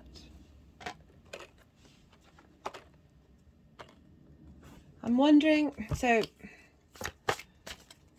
again, a lot of karma's being cleared. That that sort of stuck energy of positive surroundings. I'm talking about clearing that stuck energy of, for various reasons, a sense of feeling hurt by the give and take of resources.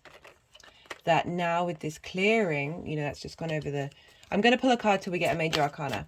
Until it's bringing that Justice card, bringing things into balance here. So we've got two wheels of fortunes here. Spinning fate to change your fortune. Yeah, that's just a added clarification to that message that's already come round. Yeah, there's a lot of clearing going on for everybody right now. Yeah, clearing away generosity. And we've got fulfillment. Both Saturn cards. Look, Saturn in Sag, Saturn in Leo. Lots of fire energy here happening. Love that. I'm going to leave it at that. I think that's... the messages have been very clear for you, Virgo. That there's a real shifting gear of the give and take in your life, moving away from lack and feeling like your resources have not been appreciated and been taken away from you, to a space of fulfillment and generosity. So generosity coming in from the outside world and feeling fulfilled and nourished by it. And the more that happens, the more we're able to then give back into the world. So really, I mean, that should be happening for all of us, because then we'd be in a constant, abundant feedback loop. Let's send that wish out there for us, guys. Virgo, thank you so much for watching and sharing your energy. Maybe at the end of watching this, send this out. I mean, that's what I'm doing now, of sending this out to everybody. This is a really lovely reading to have. That, yeah, as I said, the more that we work in that abundant space, the more that it's a feedback loop for everybody else. All right, Virgo, be well until we meet again. Leo rising. How you doing, Leo? As I said in the introduction, for those of you who are just tapping into the Leo energy, when I talk about aspects and how the energies are talking to each other, that will still apply. It'll just be in a different area of your life. But for Leo rising, this transit of the sun is happening in your 9th house. Everyone's got a lot of Aries energy right now. Mercury's there. The moon is still there at the time of this recording. We've still got Jupiter, Chiron, and Vesta. So this is trining your Leo energy, your 2 fire signs. You're on the same team. You're sharing resources. And the trine is an aspect of Jupiter, bringing about expansion, opportunities, wisdom, elevation, vitality, a sense of abundance, a sense of protection. Had an energetic release. So I'm going to be pulling, there'll be 5 piles. I'll be talking about the general energy and then talking about the aspects, and I'll be shuffling at the same time and seeing what cards come out. But I won't read the cards until the end of the talk. There'll be 3 aspects. The first pile will be the energies of the sun moving through Aries. Then there'll be 3 piles linked into the aspects, and then a final pile of where these energies are headed and manifesting. So for Leo rising, the 9th house. This is the house of your big picture philosophies. Traditionally, it was the house of the gods. This is linked into how you map out the world, the universe, your relationship with higher powers, and your space in it, what your perspective is. It's linked into, as I said, very much perspective house, philosophies, morals, connection to God, spirituality, however you want to look at it. It's your connection to just bigger... No, that's far too many cards. Okay. The energies have been quite potent the last couple of days, so there's a lot of fire, a lot of momentum, a lot of action going on. So you have this sun transit. The sun's bringing vitality to your perspectives. It's also going back to the meanings of the ninth house. It's linked into higher education, but that's in terms of mastering something you've been learning for some time. It's also the house of teaching, and also the law of things getting into balance. It's also linked into foreign travel. This is about immersing yourself in a different environment and culture that you're not used to in order to widen your perspectives. With the mastery of something, you're learning something in order to share your perspectives with others. So very much the perspectives house. This is, as I said, trining your Leo energy. So you're getting a feedback loop. For the Leo rising, this is your first house. This is your house. This is how you embody your sun or your moon in your actions and your deeds. This is your body, your appearance, and how other people see you. So you're getting a lot of support from your big picture philosophies into how you embody them in your day-to-day and who you are. We also, because we're dealing with Mars, because Mars rules Aries, we look to where Mars is during this sun's transit. For the first 5 days of this sun's transit, Mars is still going to be in Gemini at the final degrees. Having been in there since August last year, this for you Leo risings, this is in your 11th house of hopes, dreams, friends, groups and alliances. So you've had a lot of energy going on here, working out what it is that your hopes and dreams are, what motivates you, how you're collecting information, how you're sharing information with groups and alliances. And so what Mars is doing is the journey that it's been on in Gemini. That energy is feeding back into this Aries energy of your life, of your perspectives. And even though the sun and Mars won't be making an exact aspect with Mars in Gemini, Gemini and Aries sextile one another. So with a sextile aspect, that's you want it a really tight orb, so around 3 degrees.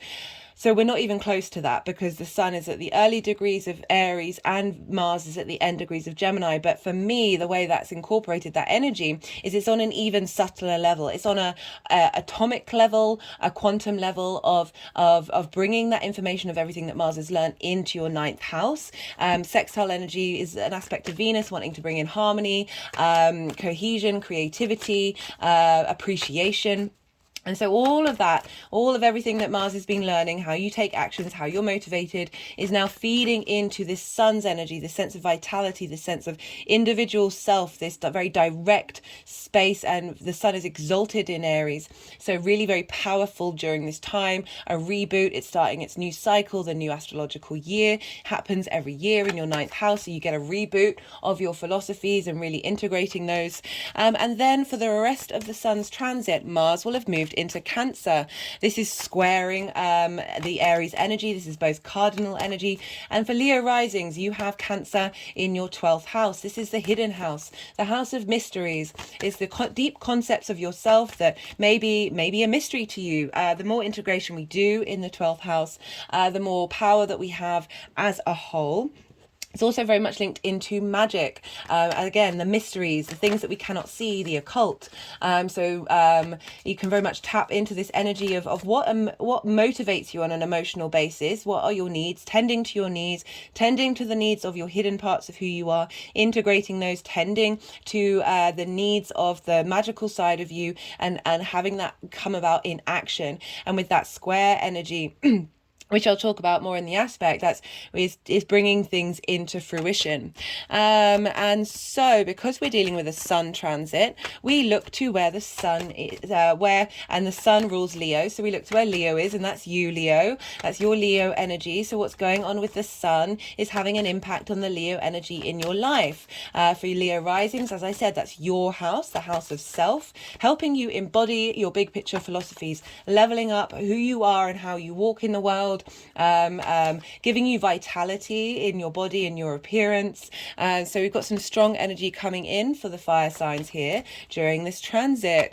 Right, so the 3 aspects I want to talk about.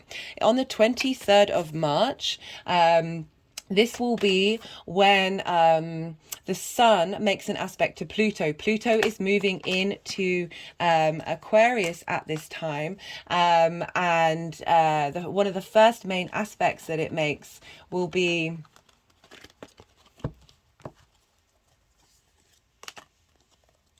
Okay, they just wanted that one card. One of the first main aspects that Pluto will be making will be to the sun. I love this for everybody. This is great. And so this is a sextile. So Pluto's moving into your 7th house. This is opposing your sun energy, your Leo energy. You've just had Saturn move through there. We all have, and this is what I love about the astrology. It's really supportive. It's really helping. Saturn's helped give you structure and foundations of your own, what you need from one-to-one relationships, your authority in that space for the long-term legacy of moving forward. It's cleared out a lot of things, and Pluto, now you're being facilitated, having had that strength of being able to work with the Pluto transformational intensity energy. Pluto's gonna move in and out of Capricorn and into Capricorn and back into Aquarius until December 2024, when it will move into Aquarius properly. I'll be doing a separate video on those things, so do go check those out. But this is, I love that this first aspect of the first ingress that Pluto's making is directly to the sun, and a sextile energy. Again, that's the energy of support, cohesion, beauty, creativity, passion, love, sensuality, connection, harmonious energy. Very beautiful energy coming through. The sun is saying, hey, these are my big picture perspectives. This is what I need and want for how I am in the world and how I want to see the world and share with the world my ideas and views. And it's talking to Pluto in your 7th house of one-to-one relationships, saying, this is what I want. I want people to be in line with those big picture philosophies. Love that for you, Leo. So it's really setting up Pluto's journey from the get-go with that vitality and inspiration and that very central I am energy into your one-to-one relationships. On the 25th of March, this is when Mars will have moved into Cancer, your 12th house, squaring that Aries energy. So Mars will be at 0 degrees and the sun will be at 4 degrees.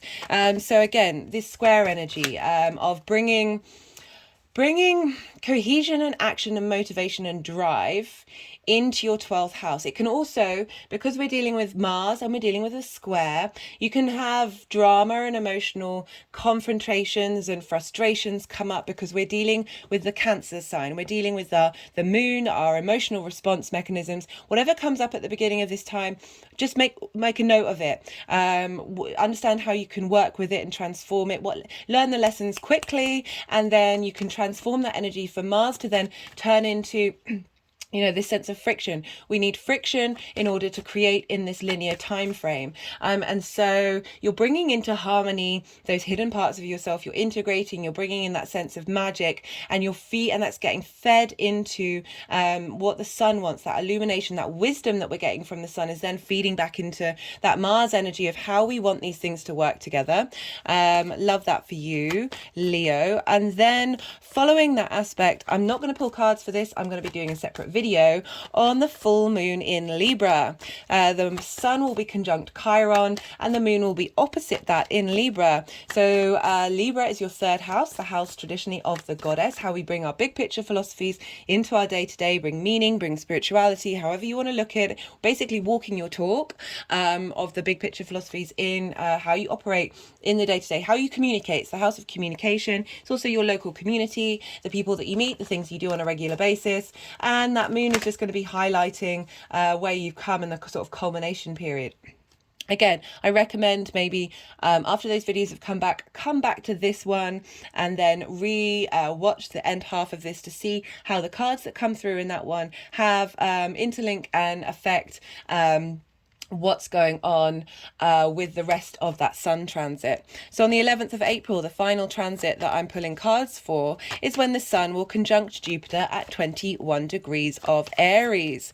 This is a very powerful thing. This is called a cazimi. So Jupiter's been in Aries for some time. It will be in Aries for 2 months after that. So you're really going to be able to integrate the divine illumination, the divine wisdom that will come from the sun being, from Jupiter being exactly conjunct conjunct the sun.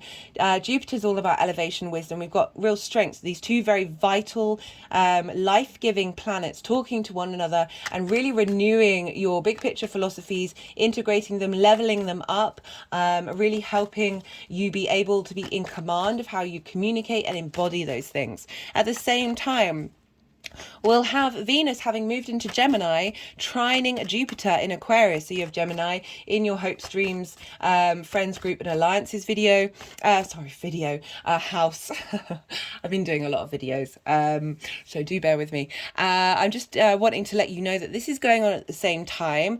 And so we've got Venus in Gemini, Pluto in Aquarius, and they are both sextiling that Aries energy. It won't be by degree because Venus and Pluto will be at the very early degrees of those signs. So like in terms of the integration of Mars in Gemini to the Sun in Aries, is going to be on a very subtle level, linking into this time of when the Sun will be conjunct Jupiter. I will be doing a Venus transit in Gemini, so again, go check out that video when it comes out, maybe come back and have a relook at what cards came up for this particular aspect.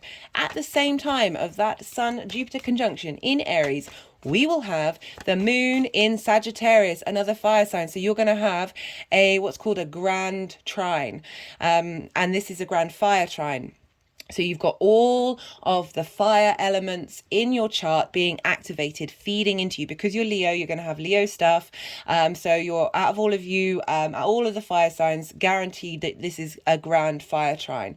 And so the moon in Sagittarius, your fifth house of creativity, your creation energy, how you get your fun and your amusement. This is relationships and dating and children, but in particular your creation energy. And with the moon there, of really highlighting what your emotional needs are when it comes to your creative energy, how to tap into your intuition, your emotional connection to your creation energy, feeding into the Sun and Jupiter and your Leo energy of yourself and your higher perspectives, bringing all of these together to bring about, and this is all trining each other. So this is all that aspect of Jupiter of wisdom, of elevation, of cohesion, of opportunities, of abundance, of generosity, of very powerful day for you, Leo.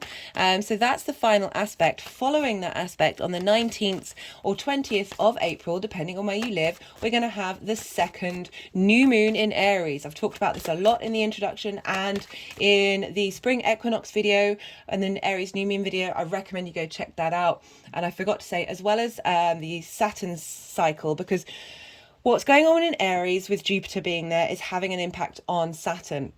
And also in the first part of the all 12 signs 3-part series, I break down that Jupiter and Aries energy and how that's impacting Saturn in Pisces. And this is big. This is a big setup for Saturn's transit. So I just mention it. It's not because I'm wanting to get more views and stuff. I just want you to have a more well-rounded idea of what these energies are doing and how they can facilitate you.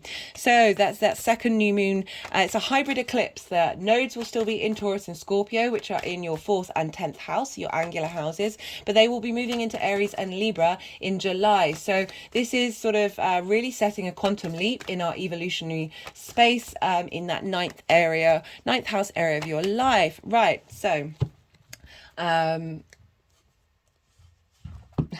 just checking to see if they want any more cards. Okay, they do. Yeah, so this is powerful stuff for you, Leo. I should imagine you've been really feeling very energized during this time with all this stuff in Aries. You know, we've got Chiron there helping you work through the wounds that you have about how you map yourself out in the world. The magician, love it. How you map yourself out in the world with your big picture perspectives. Jupiter and Venus has just left. She's now moved into Taurus, your career house. I've done a video series on that, so do go check that out if you're interested. Of facilitating your worldview and who you are in it, and really leveling that up. We've got a lot of cards. Right, let's see what's going on here.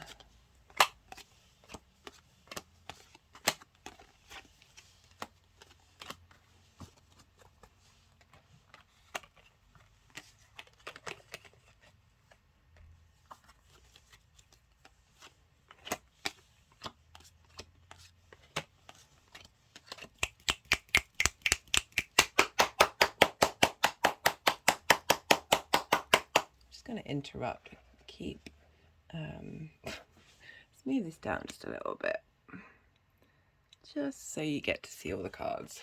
I'm still getting to grips. I've been working with a new angle, so I really want you to be able to see the cards and get to enjoy the images. And also you can kind of, when we look at the visuals as well as hearing about things, we can sort of tap into our own intuition during this time.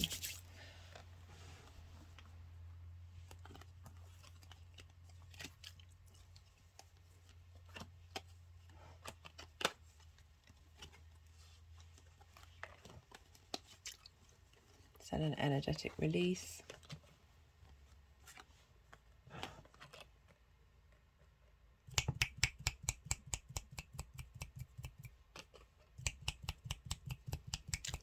And again.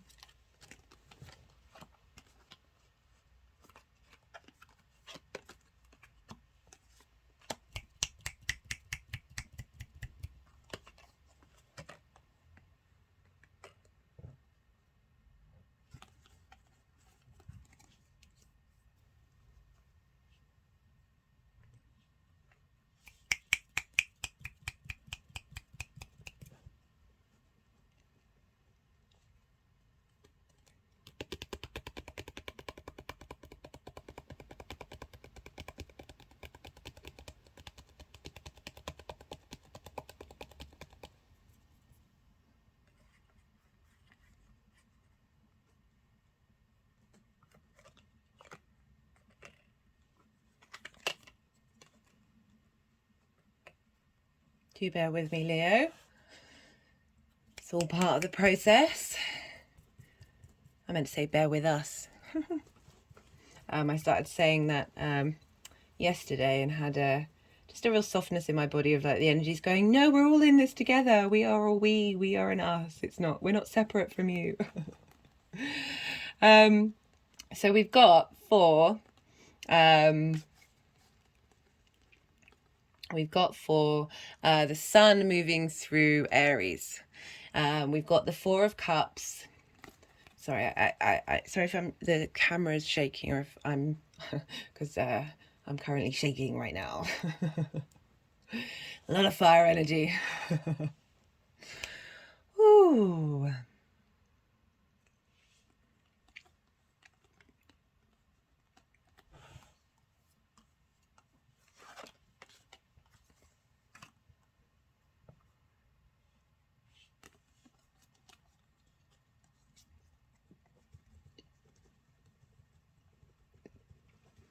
Having energetic releases.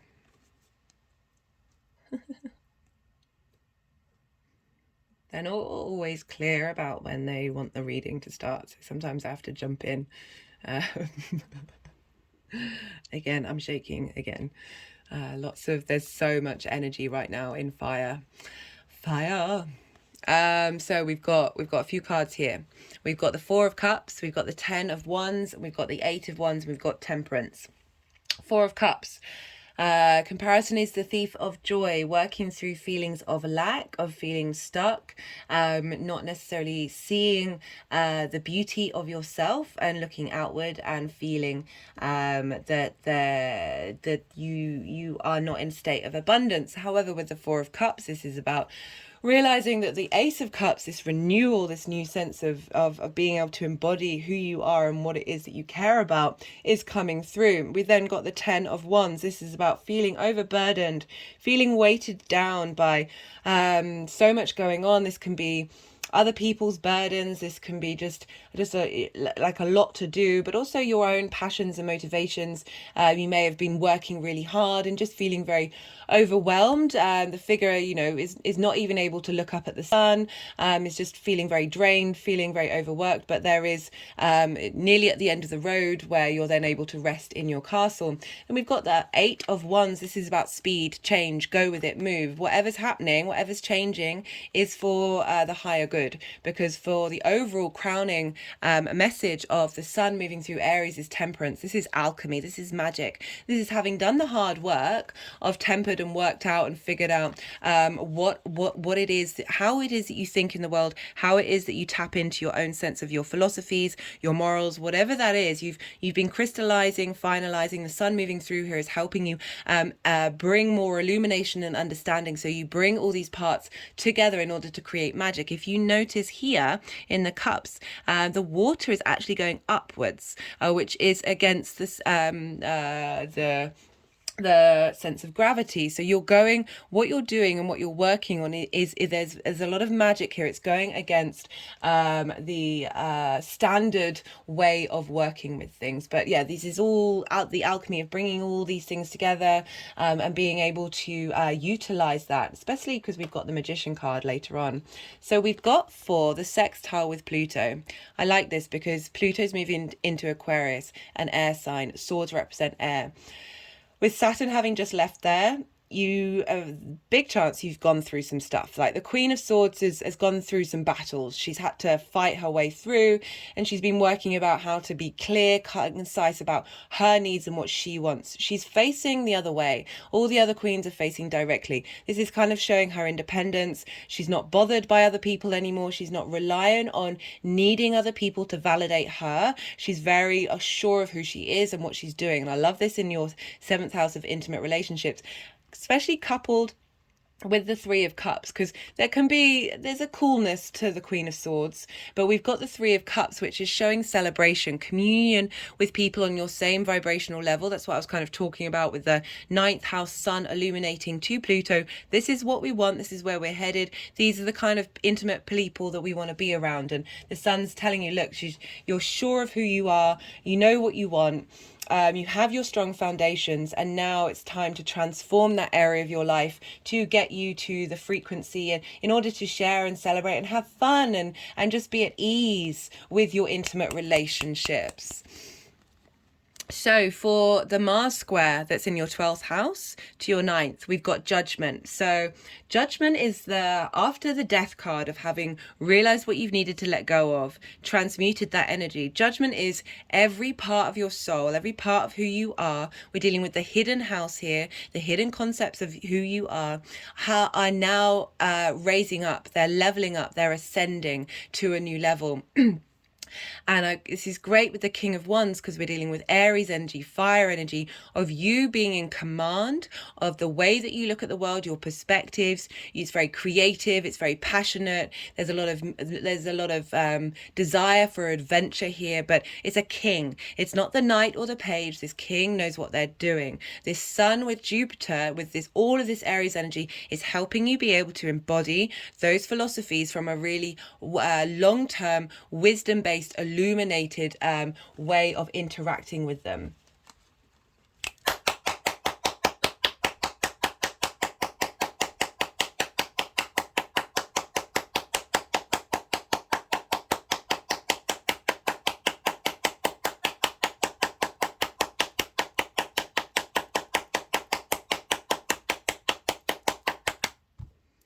Ooh.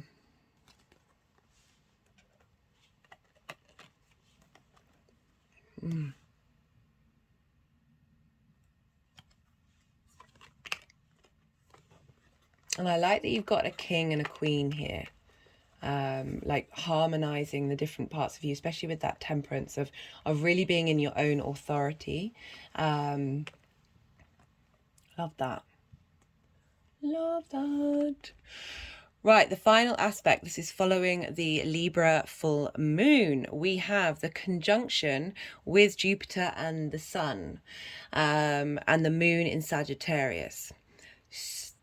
You've got a lot of powerful cards here, Leo. I'm not surprised. This is fire energy. This is really emboldening you. The sun, your ruler, is in Aries, in its house of it's the sign of exaltation, and so we have the Hanged Man in reverse. So the Hanged Man upright is being in a space of receptivity, a space of limbo, it can be linked into Odin, the Norse god, who's a fellow avatar with Mercury, of that mercurial energy of he was upside down on the world tree for 9 days and 9 nights. He sacrificed his a way of looking at things, and he flipped his perspective by being upside down. And on the end of it, he was in receipt of the runes. So this connection to divine wisdom. We're dealing with the 9th house, which is very much connected to the universe, divinity, however you want to phrase it, your higher moral space, your philosophies of the 3D world, and also linked into Christ and resurrection through sacrifice, that you may have gone through some things, you've worked through some things, it may have felt debilitating to where you were at, but the end result now is having this wisdom that you're then able to share. So the Hanged Man in reverse is about moving out of that state of limbo, that download happening very quickly, that you're then able to embody that wisdom from the 9th house. And as I said, you've got the Empress card as well, which is about being able, like, if there's fertility, there's abundance here. It's the card of Venus. You've got Venus in Taurus, which is your 10th house of career, really embodying the joy of living in the 3D world. And again, she's the Queen of Queens, of really being able to bestow that abundance in your philosophies. Because we've got Venus in your 10th house of career, and this is the house of learning, of being able to share that. There's a great deal of vitality coming through with this transit for you.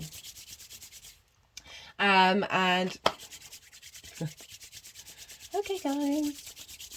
So the final energies that we have, what are they wanting to do? They're wanting to do another card.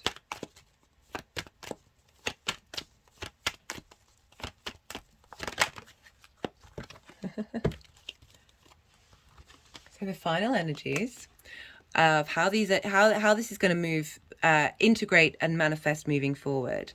We have the Magician, the 9 of Pentacles, the 3 of Wands. The Magician, taking action, being able to realize that you have all the resources that you need to be able to create whatever it is that you want, bring things into actualization in the 3D world. We have the 9 of Pentacles, very independent energy.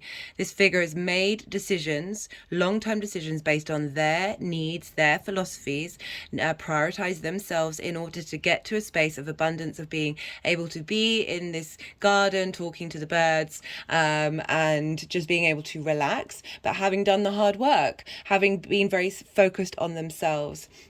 But then through that being able to be independent. And it's not about not giving to others, it's just prioritizing that when we give from our saucer rather than our cup, we're giving from a state of abundance and overflow, and we need to tend to that cup and make sure it is in that abundant state, in order to continue on that abundance. And then we've got the 3 of Wands. This is the Dominion card. This is having got to this point, you're on a cliff, you've got really strong foundations, you've got a higher perspective, you're able to look out, you're able to then, having done all the hard work of bringing whatever's going on into manifestation, of working hard. That was the 2 of Wands. We're now moved on to the 3 of Wands, where your ships are going out into the world, you're going off on adventures, you're going off and exploring new things and then bringing them back. There's this space of really knowing what you're doing in wherever it is and whatever it is that you're doing, that you're then able to have adventures, you're then able to be in a strong position, a state of abundance, a state of pure creativity based on very very sturdy ground, taking you forward. Because the next card is the 4 of Wands, which is celebration of that hard work. So things are in motion, things, the ships are going out, they're not coming back in, but there's this idea of the foundations that you're laying on, the new adventures that you're going on, are going to come back manifold. Right, I'm just going to pull, let's get this all nice and neat for you guys. Yeah, Sagittarius also had a pretty powerful reading, the fellow fire signs. God, I can't remember Aries now. Apologies, there's a lot going on in the astro weather. There's a lot of content to put out. I really want everybody to have as much information as they can to deal with this very poignant time. This is the biggest energetic time of this year, if not the next couple of years. Yeah, I really want everyone to have all the cards at their disposal. Right, enough about me. Yeah, we're going to have the nodes move in here. So this is going to exaggerate and bring in a sense of moving towards this area of your life. So yeah, that's going to be so it kind of makes sense that this is the Three of Wands, that it's not coming in yet, because you're having that expansion happen moving in July, and we'll be there for 18 months. So right. We've got spirituality, not surprising, coming up with the 9th house here, gaining a new spiritual outlook, a new spiritual revival, spiritual strength. Just had my back go straight and my shoulders go back when I was talking about that. I'm going to pull another card, because when the cards go at the beginning of the spread, I kind of like to pull another card to see what comes out for towards the end.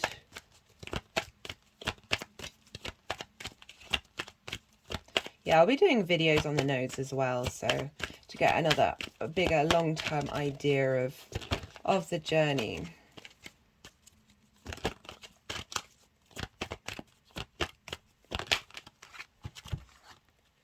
Effort.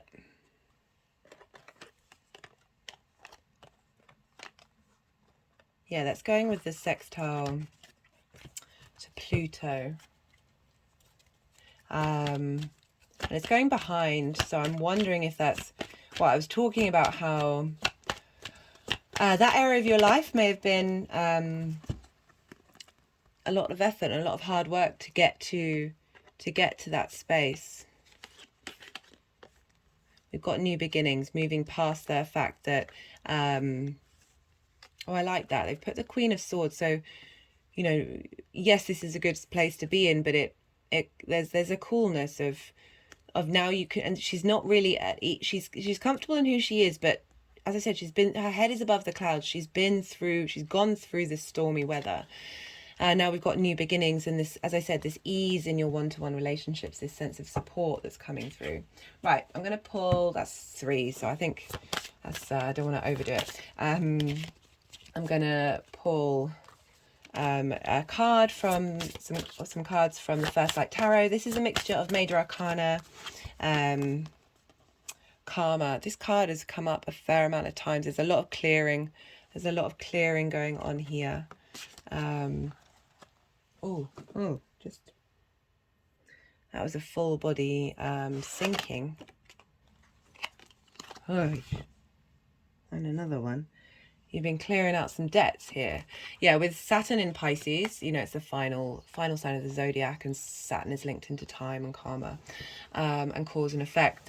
That's definitely been a message that's been coming up a lot for all of the signs, that we are clearing out a lot of energy that we might not even be aware of, that's been linked into not only your own individual journey of trauma, your parents, your relatives, your ancestors, the collective, the past lives, galactic stuff. This is a big change. We've got thought, communication. Okay, so that's with the Jupiter Sun conjunction. Just going to wait to see if we get a major arcana. Okay, we've got the wild card. Gone over karma. You can't quite see that there, but they're over the tarot deck there. See if you get wild card. See what else wants to go on with that. But I was saying, the day, the 11th of April, be mindful of what comes through in your thoughts. And your impulses, and the kind of communication that you're getting from the sun.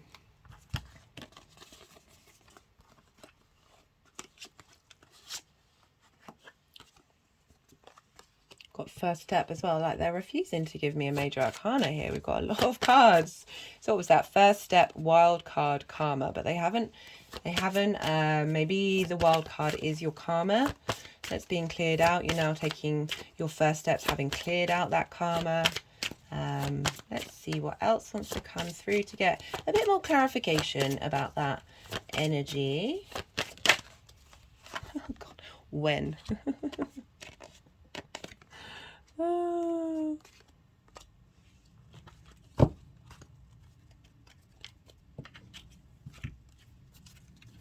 Okay, let's go back to the numerology deck.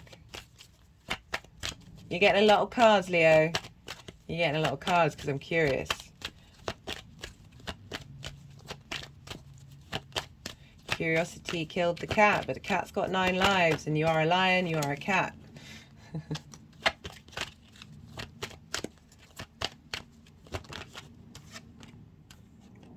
We've got personal growth. Maybe you've been doing a lot of that. I'm going to pull from the Oracle of the Rising Sun to see if this is going to add some clues as to what's going on. Just feel like I'm missing a hint. Oh, we've got 2 sevens. We've got 3 sevens. We've got 7 of personal growth. I know, I apologise, it's off shot, but that's where they want them to go.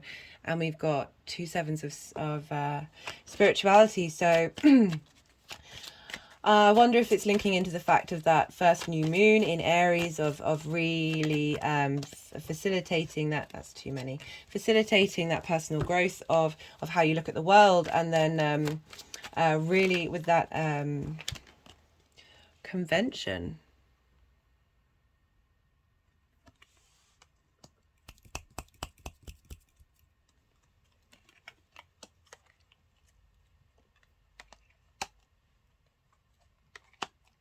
Being able to commune with others in a positive, harmonious way, bringing in people into your life.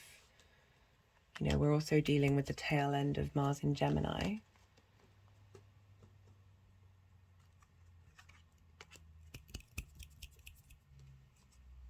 Just going to look at the deck, the book for that one.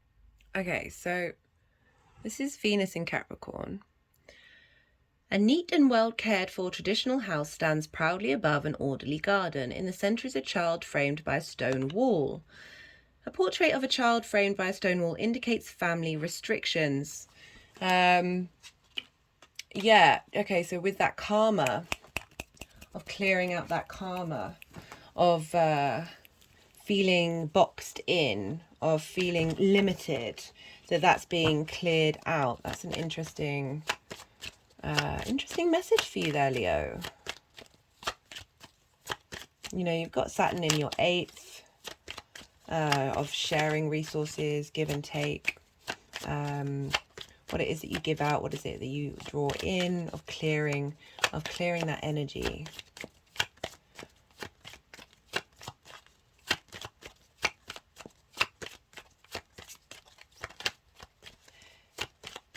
Yeah, all the fixed signs have been going through it the last couple of years. So I should imagine a lot of personal growth has been happening, a lot of releasing, a lot of transmuting.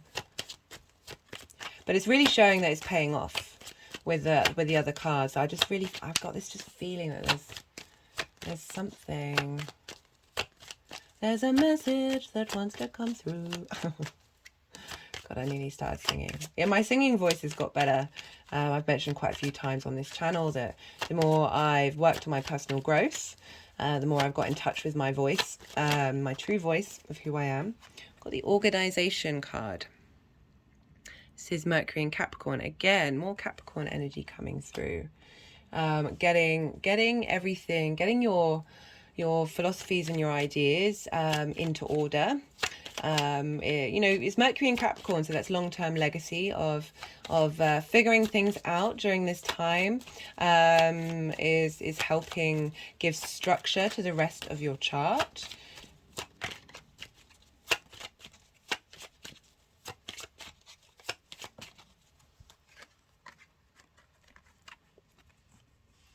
I've had negotiation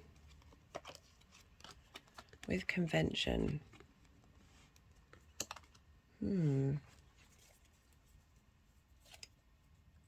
Feels like you've had to negotiate your own existence. Like it's never really been on your terms. That you haven't been able to shine your light without feeling limited. And you've been, you know, specifically because we've had that Saturn transit in the angular houses for you, Leo rising, 1st, 4th, 7th and 8th, 10th. So it would have been activating those areas of your life. Of Saturn moving through the 7th is getting you in touch with your own sense of authority, and that's squaring your 4th house of your home. So it's not only impacting your one-to-one relationships, but also the dynamic that you have in your home of really being able to expand out of that box, that square box. That just came out as I was talking about this sense of need, of assertion, of being Sun in Aries. Sun in Aries. How do we get this? Sun in Aries.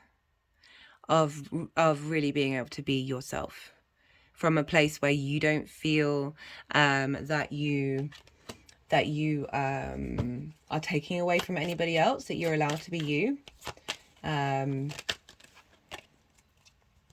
We've also got the Riches card. The more that we tap into the truest part of who we are, the more that we are enriched, the more that we can enrich our worldview and feel that we can move out in the world and be part of the world. I think I'm going to leave it at that. It feels like that's all come together of being able to break out of this box, being able to break out of that box. We've all got inner children that in one degree or another are in that space. And this is what I love about the transits right now. It's really, really getting us to be fully empowered in the sense of who we are without taking away from others, without restricting, without feeling like we're in competition, just being able to shine brightly, and just be really okay with that. Love this for you, Leo. I really appreciate you watching this this transit talk. I love the energy transfer from all of this, and be well until we meet again, Leo. Hey, Leo. Sometimes I do this off camera. I'd be interested to hear from people whether they'd want to see me do this on camera. I'm just very aware of taking up too many people's time. So we've got the Nine of Pentacles, and we've got that organization. I said, like, organizing your worldview and how your perspectives and how you share them, how you teach them. It was right at the beginning, and I just made the link of the Nine of Pentacles. She's made the right decisions for long term. Sometimes we need to organize ourselves and be real with ourselves and get in a flow state, get in an ordered state in order to get to this space. But they've also put the assertion, riches and organization at the front. They've stacked all these, look at all of those cards, Leo. All of them together. Nice little energy transfer there for you, Leo. Right, I'm going to leave you at that, and good luck out there. Cancer rising. How you doing, Cancer? So those of you just tapping into the Cancer energy, when I talk about aspects and how the energies are talking to each other, this will still apply, just in a different area of your life.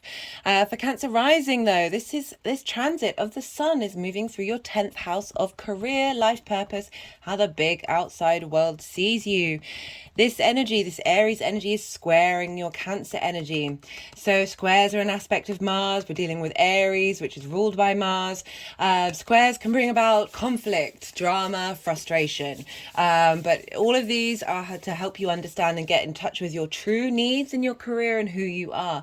Also, very powerful manifestation energy, squares, because we need friction in order to create things in this linear time frame and dimension that we are currently consciously existing in. Very, very big manifestation energy. You've had a lot going through your 10th house. Really supportive energy to go with that Chiron transit that must have felt a bit difficult. About wounds coming up and linked to your life purpose, where you're headed, what you're doing, whether you feel seen, whether you can heal that part of that pain and turn it into teaching. You've had Venus, she's been in there, she's just left, she's moved into Taurus. Mercury's now there, the moon is there at the moment. We just had a new moon. At the time of recording, the moon is certainly there. The sun is now moved in there. And we're going to have another new moon, 2 new moons in Aries in your 10th house. Big deal, guys. Do go check out the spring equinox and Aries new moon video. I break down the energies that's really at play here. Also, the spring equinox is the start of the astrological new year. It's kind of like your solar return. It's another blueprint of how these energies are going to work for the rest of the year. And I talk about, basically, if you don't have time, we've got this first new moon that's just happened.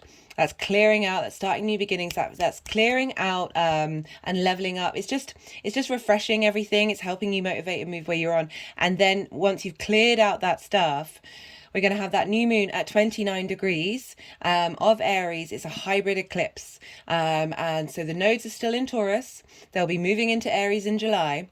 But we've got a hybrid eclipse, which means this is quantum leap stuff. This is the new beginning. This is the new fresh start in this area of your life. So if things don't feel like they're getting going, that is going to activate it. And like propel you forward, because we're then going to have an eclipse cycle in that area of your life for the next 18 months from July.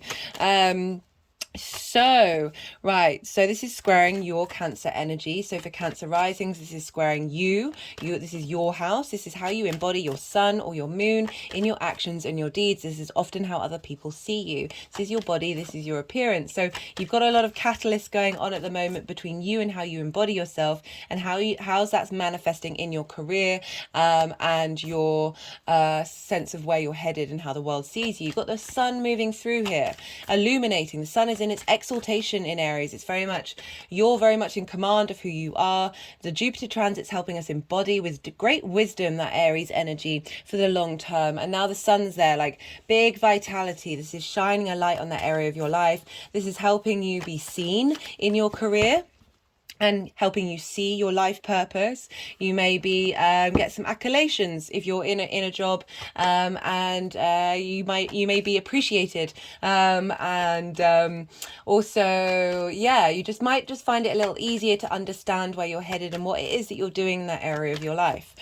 Because we're dealing with Aries that's ruled by Mars, we look to where Mars is for this sun transit. For the first 5 days of this sun transit, Mars will still be in Gemini. At the later degrees of Gemini, Mars has been there since August last year.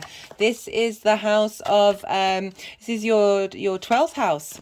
This is your hidden house. This is the house of mysteries. This is the deep concepts of who we are. It can lead, the more that we integrate the 12th house, the more that we understand and integrate who we are, and then where that feeds back into your career house of where you want to be headed. So the hidden house, you've been working through that of sort of motivating, finding action about discovering and uncovering the hidden parts of you, and working out what it is that you want to transmute, what is it that you want to take forward, what drives you. It's also the house of magic. It's linked into mysteries, the occult, the unseen. So things may have been cropping up quite a lot. Actions you may have been taking may have felt quite magical during this time. So all of this energy all of what you've learned through this Mars retrograde, that's going to be very different for all of you. This is in the Gemini sign. It's how you communicate, those hidden parts of like maybe being able to express yourself and collect information in a more clearer way with that Mars transit, because it is the house that is hidden from you. That it's at the later degrees of Gemini, and the sun will be at the early degrees of Aries. So with the sextile, so Aries and Gemini sextile each other. Fire and air get along. They facilitate one another. A sextile is an aspect of Venus. This is about bringing in harmony, creativity, inspiration, appreciation. There's a sense of ease with this aspect. However, with an exact aspect, we need about a 3-degree orb. Anything what is a very subtle energy. So we're way out of that. It's not an exact sextile. However, the way I look at it in my intuitive way of dealing with astrology is it's still happening. That energy between the 12th and the 10th is still present. but it's on a very quantum atomic level. So this integration, this bringing together, this harmonizing, this creative energy of integrating everything that Mars has learned into the sun at the beginning of its journey in a Mars ruled sign, everything is happening on a very subtle level. You may notice it. It is possible, but it's happening. It's definitely there. It's affecting you on a quantum level and shifting your energy vibrational frequencies moving forward. So Mars will then, on the 25th, move into Cancer, your sign. So Mars in Cancer in the first house, wanting to take actions that feed your emotional needs, how you're motivated, how you embody what it is that you want to do and how you want to be. Mars will be there for a while, and also bringing vitality and motivation to you, your sense of self, the actions that you're taking. Maybe doing more exercise because we're dealing with the first house of your body, and we're doing Mars with motivation, with movement, being more in flow, being in your tapped, you're able to embody who you are a lot easier in this flow state. And so that will be squaring that Aries energy. And that's one of the aspects that I'll be talking about. So that will affect the rest of the sun's transit. We also looked where Leo is, because the sun rules Leo. And like with Mars, whatever's going on with the ruler is affecting the house and the sign that it's ruling. So the sun rules Leo. And you have your Leo energy in your second house. This is your value system.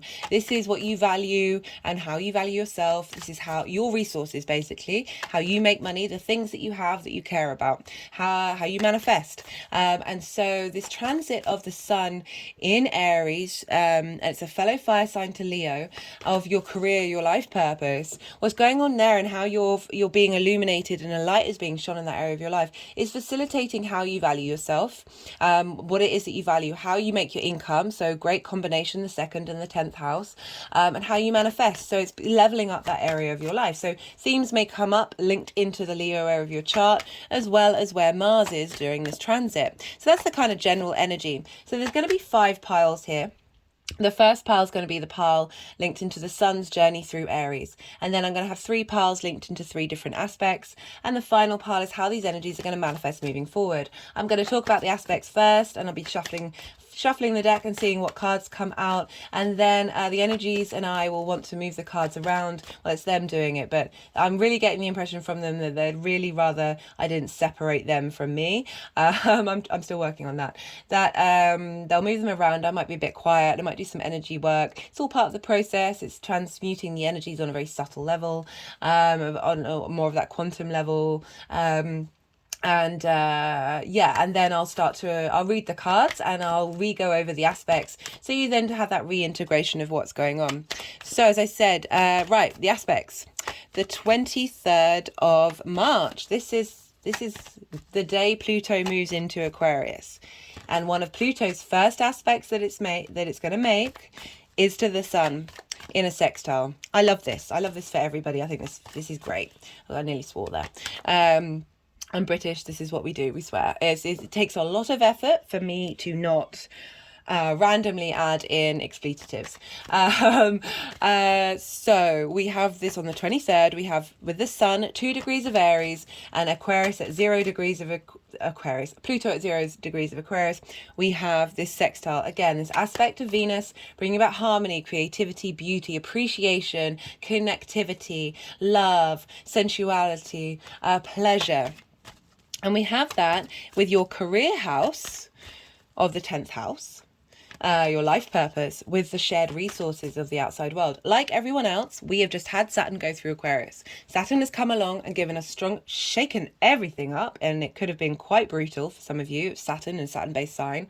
Do go check out the Saturn series in Pisces. I really recommend it, because what's going on in Aries at the moment, because Jupiter is there, is having an impact of what's going on with Saturn. Also recommend checking out part 1 of the all 12 signs videos. If you don't have time to watch all of it, check out part 1, because I talk about Jupiter in Aries and Saturn in Pisces, and it's just adding another layer of this Aries dynamic. Also, the spring equinox new moon video, very important. I think I said that already.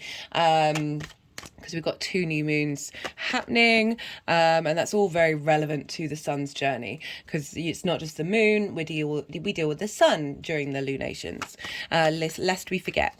So what was I talking about? So right, you've got Pluto's now moved into Aquarius, where Saturn's been. You've reevaluated your own authority in the 8th house of how you share your resources. That's helped us out and then be able to use on an individual level the transformational power of Pluto moving into new house. And I love the fact that it's talking to the sun first. The sun's illuminating what you need from your career and where you're headed, and how that's going to impact what you need from the give and take of resources from the outside world and also from the universe. I will be doing a Pluto video, so I'll be pulling more cards on Pluto's journey. Pluto's going to be going in and out of Aquarius and Capricorn until December 2024. So, you know, this is a very transitory time for us all over the next couple of years.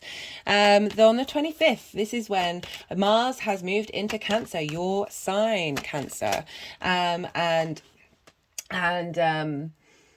Sorry, I just got distracted by that card being the High Priestess, very much Mars in Cancer, letting things come to you. Mars is now in a receptive state, but I don't know if that's going to be linked into the Mars card, but like that came out at that time.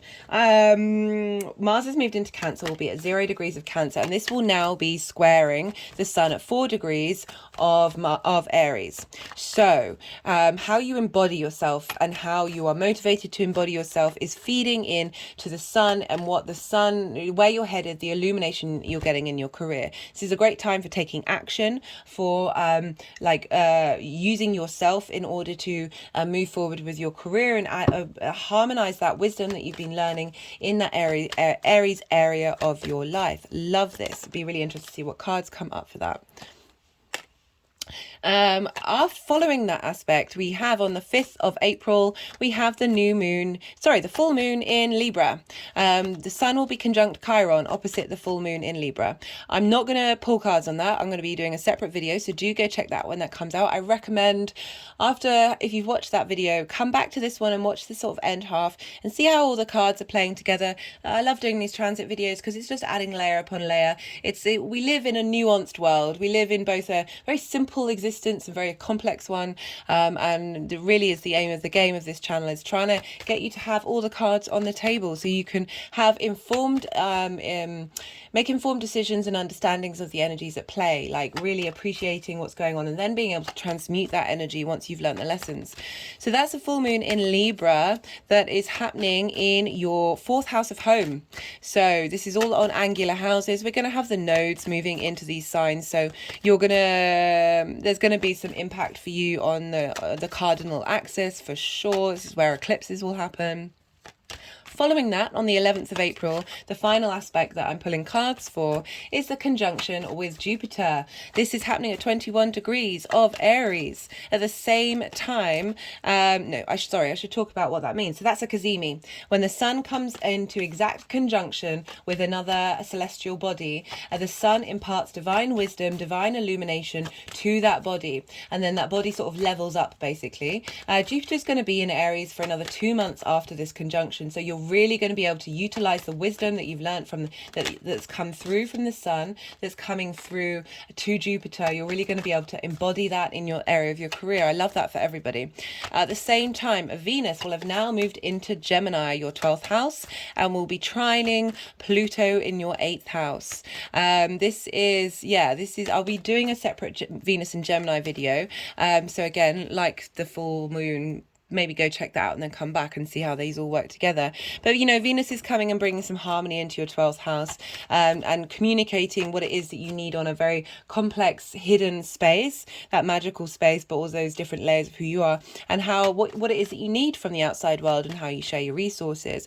At the same time as this conjunction with Jupiter, we also have the moon in Sagittarius, which is that is your 6th house of work, routines and health. So this is trining the sun and Jupiter. I love this. So this is your emotional needs, your instincts. Talking to Jupiter and the sun in a harmonious way, in a trine way, sharing information, both fire signs, sharing that information, wanting to elevate those instinctive needs, how you nourish yourself in the sixth house of work, routines, and health. Like really getting you to be in touch with your routines and your health routines in order to be able to then put in the work that you need for your 10th house career movements.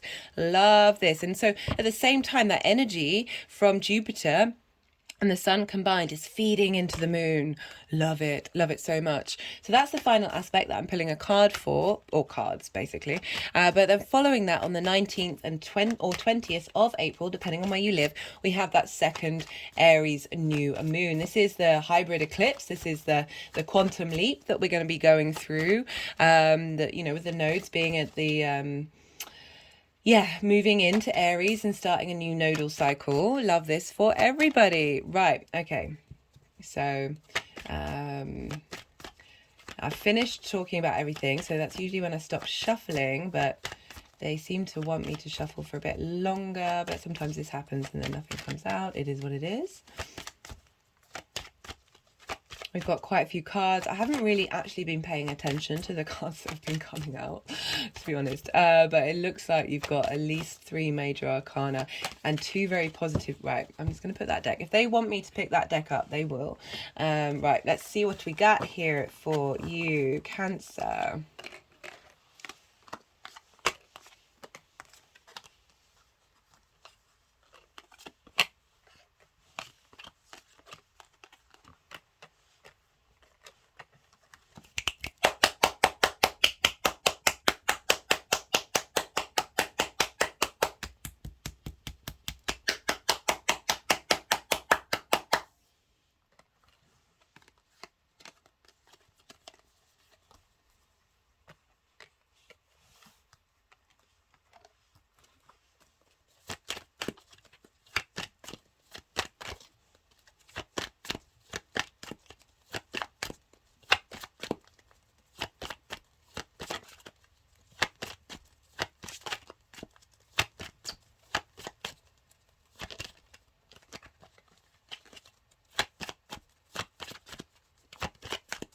Do bear with me, Cancer.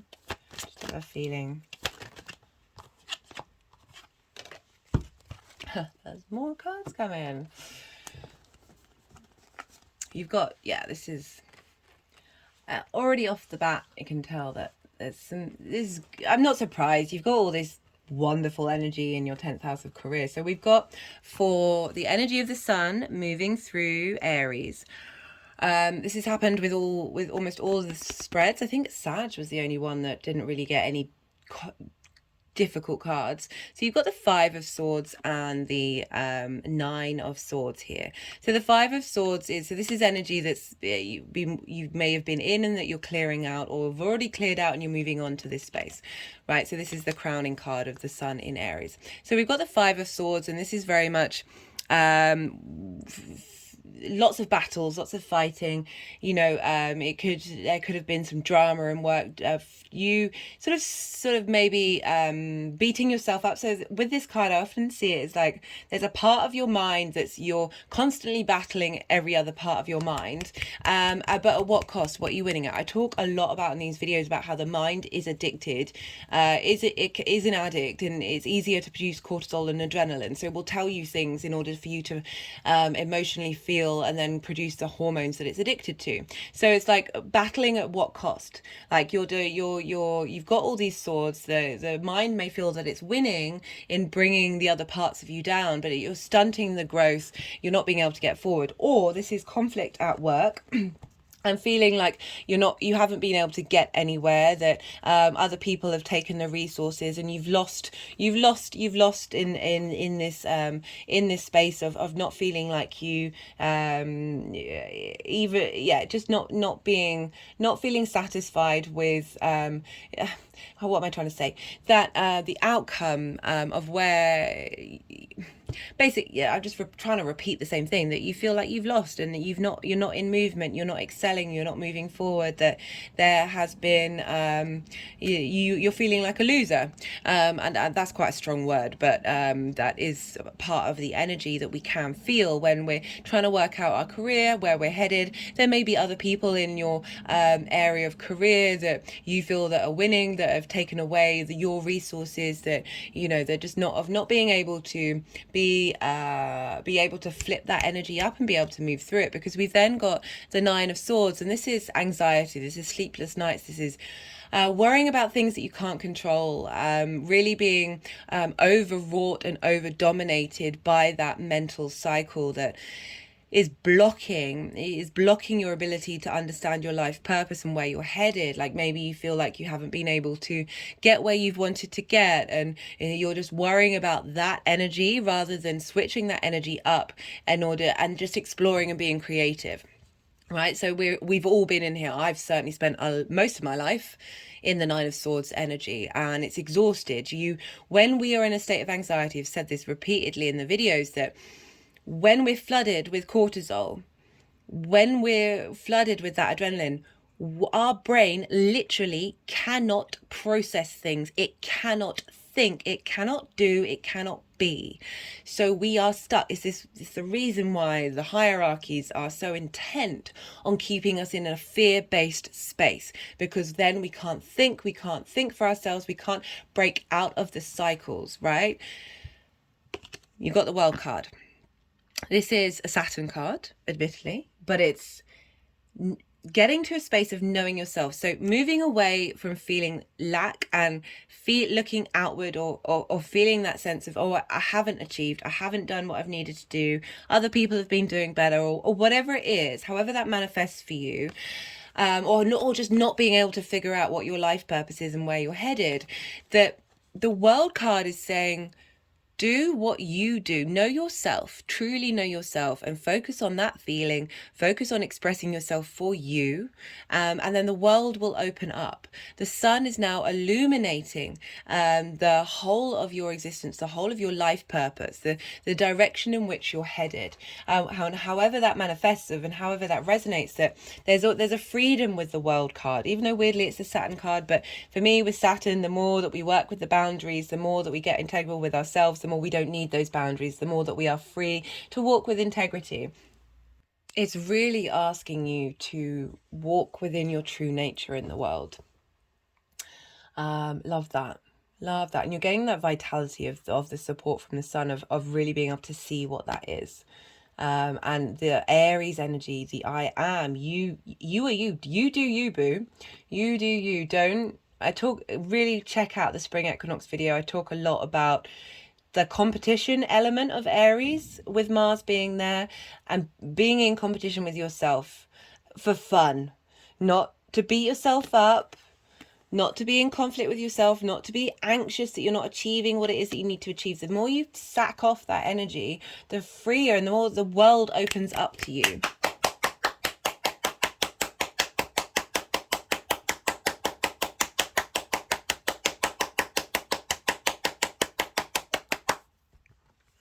For Pluto and the sun sextiling, so that's Pluto in your 8th house sextiling the sun in your 10th house. A new way of resources being shared. So we've got the Page of Pentacles, it's an earth sign, the resources of the world, heralding in a new way of interacting with that, a transformation, a new lease of life, of how that's going to, it's also heralding in a new job as well, a new opportunity, being able to see opportunities as well. So really loving that energy for that first burst of that sun talking to Pluto. That's really great. And then we have for the Mars square on the 25th of March with the sun in Aries. This is the Dominion card. I was talking about Mars. You're now able to having gone through that such a long transit in the 12th house of really understanding what motivates you, how you collect information, what it is that you do with it, how you share it. With Mars moving into Cancer, your sign, you're now able to embody that motivation. This is the Dominion card. This is having done the work, you're on good foundations, you're then able to take action for the long term. You know, the ships are going out, they're not coming back, you're not quite there yet, but the ships are going out and going off and exploring and enjoying that adventure. I love that, and it's a very strong card to come through for the career path. We've got for Jupiter conjunct the Sun on the 11th of April. So this is the High Priestess and Temperance. I'm seeing the High Priestess as your Cancerian energy, being in that receptive state, realizing your own power, your own wisdom, your creativity. The Temperance card is about alchemizing every part of you in order to create magic. If you look here, the figure, the water is actually moving upwards into the cup. Again, we've got cups linking into Cancer, linking into the water sign. That this wisdom that you're learning from the Sun and the Jupiter conjunct. Remember, there's 2 more months with Jupiter being after this aspect of Jupiter being in your sign, I think leaving on the 16th of May, that you're really going to be alchemizing and bringing things together, these opportunities together of tapping in to your innate water wisdom and being able to transform every part of who you are in order to create magic. At the same time, there's that moon in Sagittarius. Apologies, I've had a bit of a cough for a while. It's finally starting to go. This is the first time I've needed to pause the video for that, but I realized that my voice sounded very husky. Right, where was I? So this at the same time, the moon is in Sagittarius, linking into work, linking into your health, your routines, really being able to get things into balance in your work and your health life in order to facilitate where you're headed in your career. I love that. And the direction moving forwards, these are very, very positive cards for you, Cancer. So we have the Lovers card. For me, this is particularly because we're dealing with the career house. This is about choices. Choices that suit every part of who you are. You are in balance, and you're able to make good long-term choices for where you're headed. And then we've got the Celebration card and the Victory card. So the Four of Wands, I link it into having done the hard work, having worked with the cycles of the earth, worked with the cycles of who you are, you've cultivated these things, and now everybody's there, you know, celebrating. Maybe you've collaborated with other people, like-minded people in your working environment, and now there's a sense of celebration, a sense of things coming together, and you are in a state of victory. This is the Victory card. Having gone out and done the thing, you're now able to come back, and now you're about to have a massive feast. So that's very celebratory cards coming through for this energy moving forwards for you in your 10th house of career and life purpose. I love it.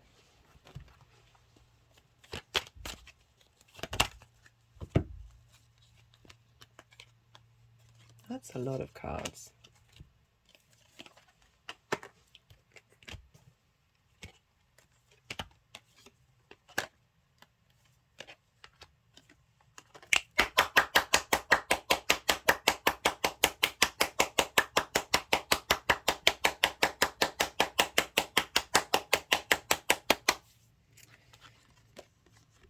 So I wanted these cards to come out. You know, this card's come out a lot for everybody. And particularly with Aries, right? Aries can get over things quite quickly. So Aries is really asking us, get out of the cage of your own making, get out of that anxiety space. This is acknowledging that our thoughts aren't real, that they are an illusion, that we can flip gears and move out and realize that you are not trapped. You can change the dynamic that you have going on here. They've now brought in the Ace of Cups, this sense of renewal that's coming through.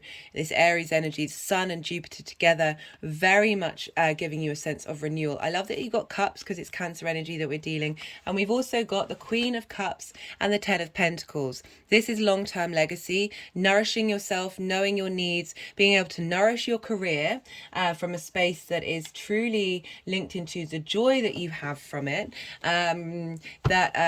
Is bringing in long-term long-term legacy. Okay, so they were pretty insistent on having some more cards. Right, so now I'm going to pull a card, or many, there's been quite a few with each of the readings, from the numerology deck to see what clarification we may need, or maybe some other messages that didn't come through in the tarot.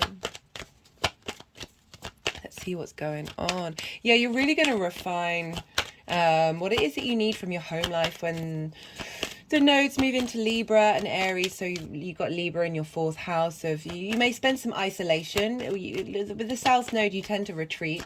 And that's in your private life, your home and foundation. So you may, it's also ruled by Venus. So you may cultivate inspiration, creativity during this time that's going to have an impact on where the North Node is in your career. That's you're striving for it. It's making your career bigger. Your need to strive for that career, accentuate. I'm going to be doing video on that. So yeah, really interested to see what's going to come out.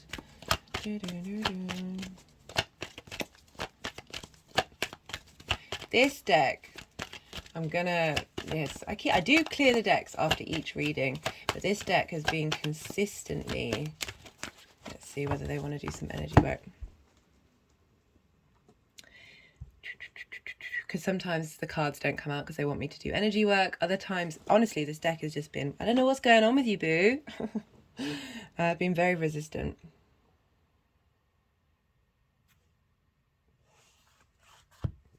My hands have just gone over my heart chakra and have gone over my solar plexus and back up to my heart chakra, sort of really highlighting, you know, working from your heart space will propel you in your career.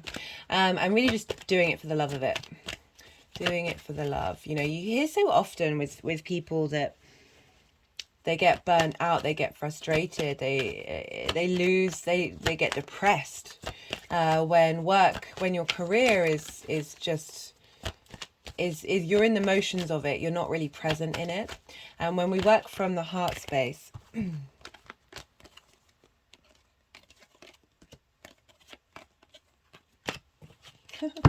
you're like, no. It's interesting because the karmic completion card came out just then, and that's come out for a lot of people. There's been, maybe it's reminding me to talk about that, that we are in a time of clearing the decks, of clearing the energy that we might not even know that is there, and breaking free of it in order to get in touch with our true authentic soul's purpose.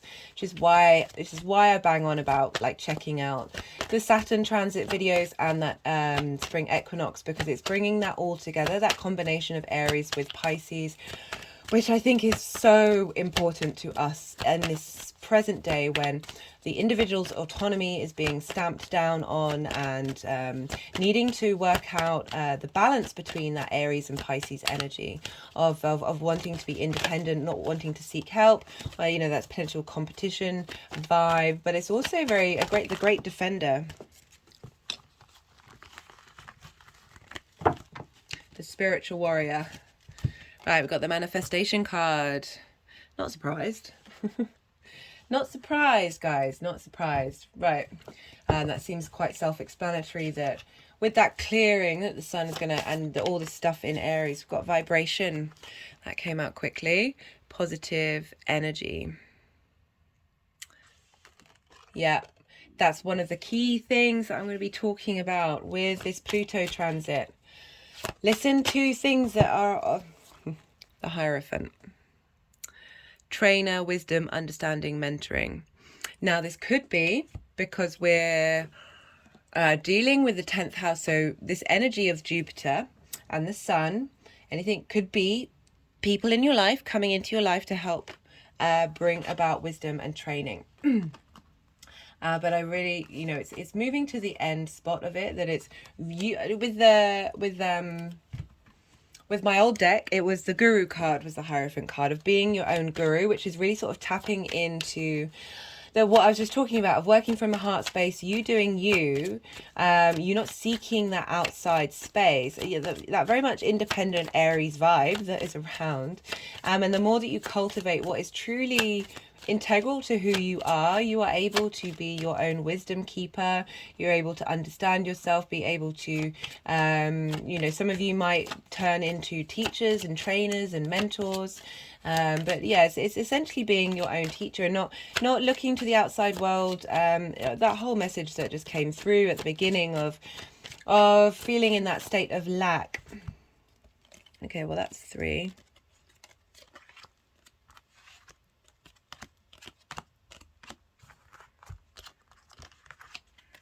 We've got publicity, vision, control and restlessness. The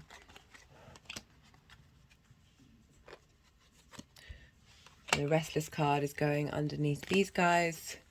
We've got publicity and vision. Again, you've got the sun in your 10th house.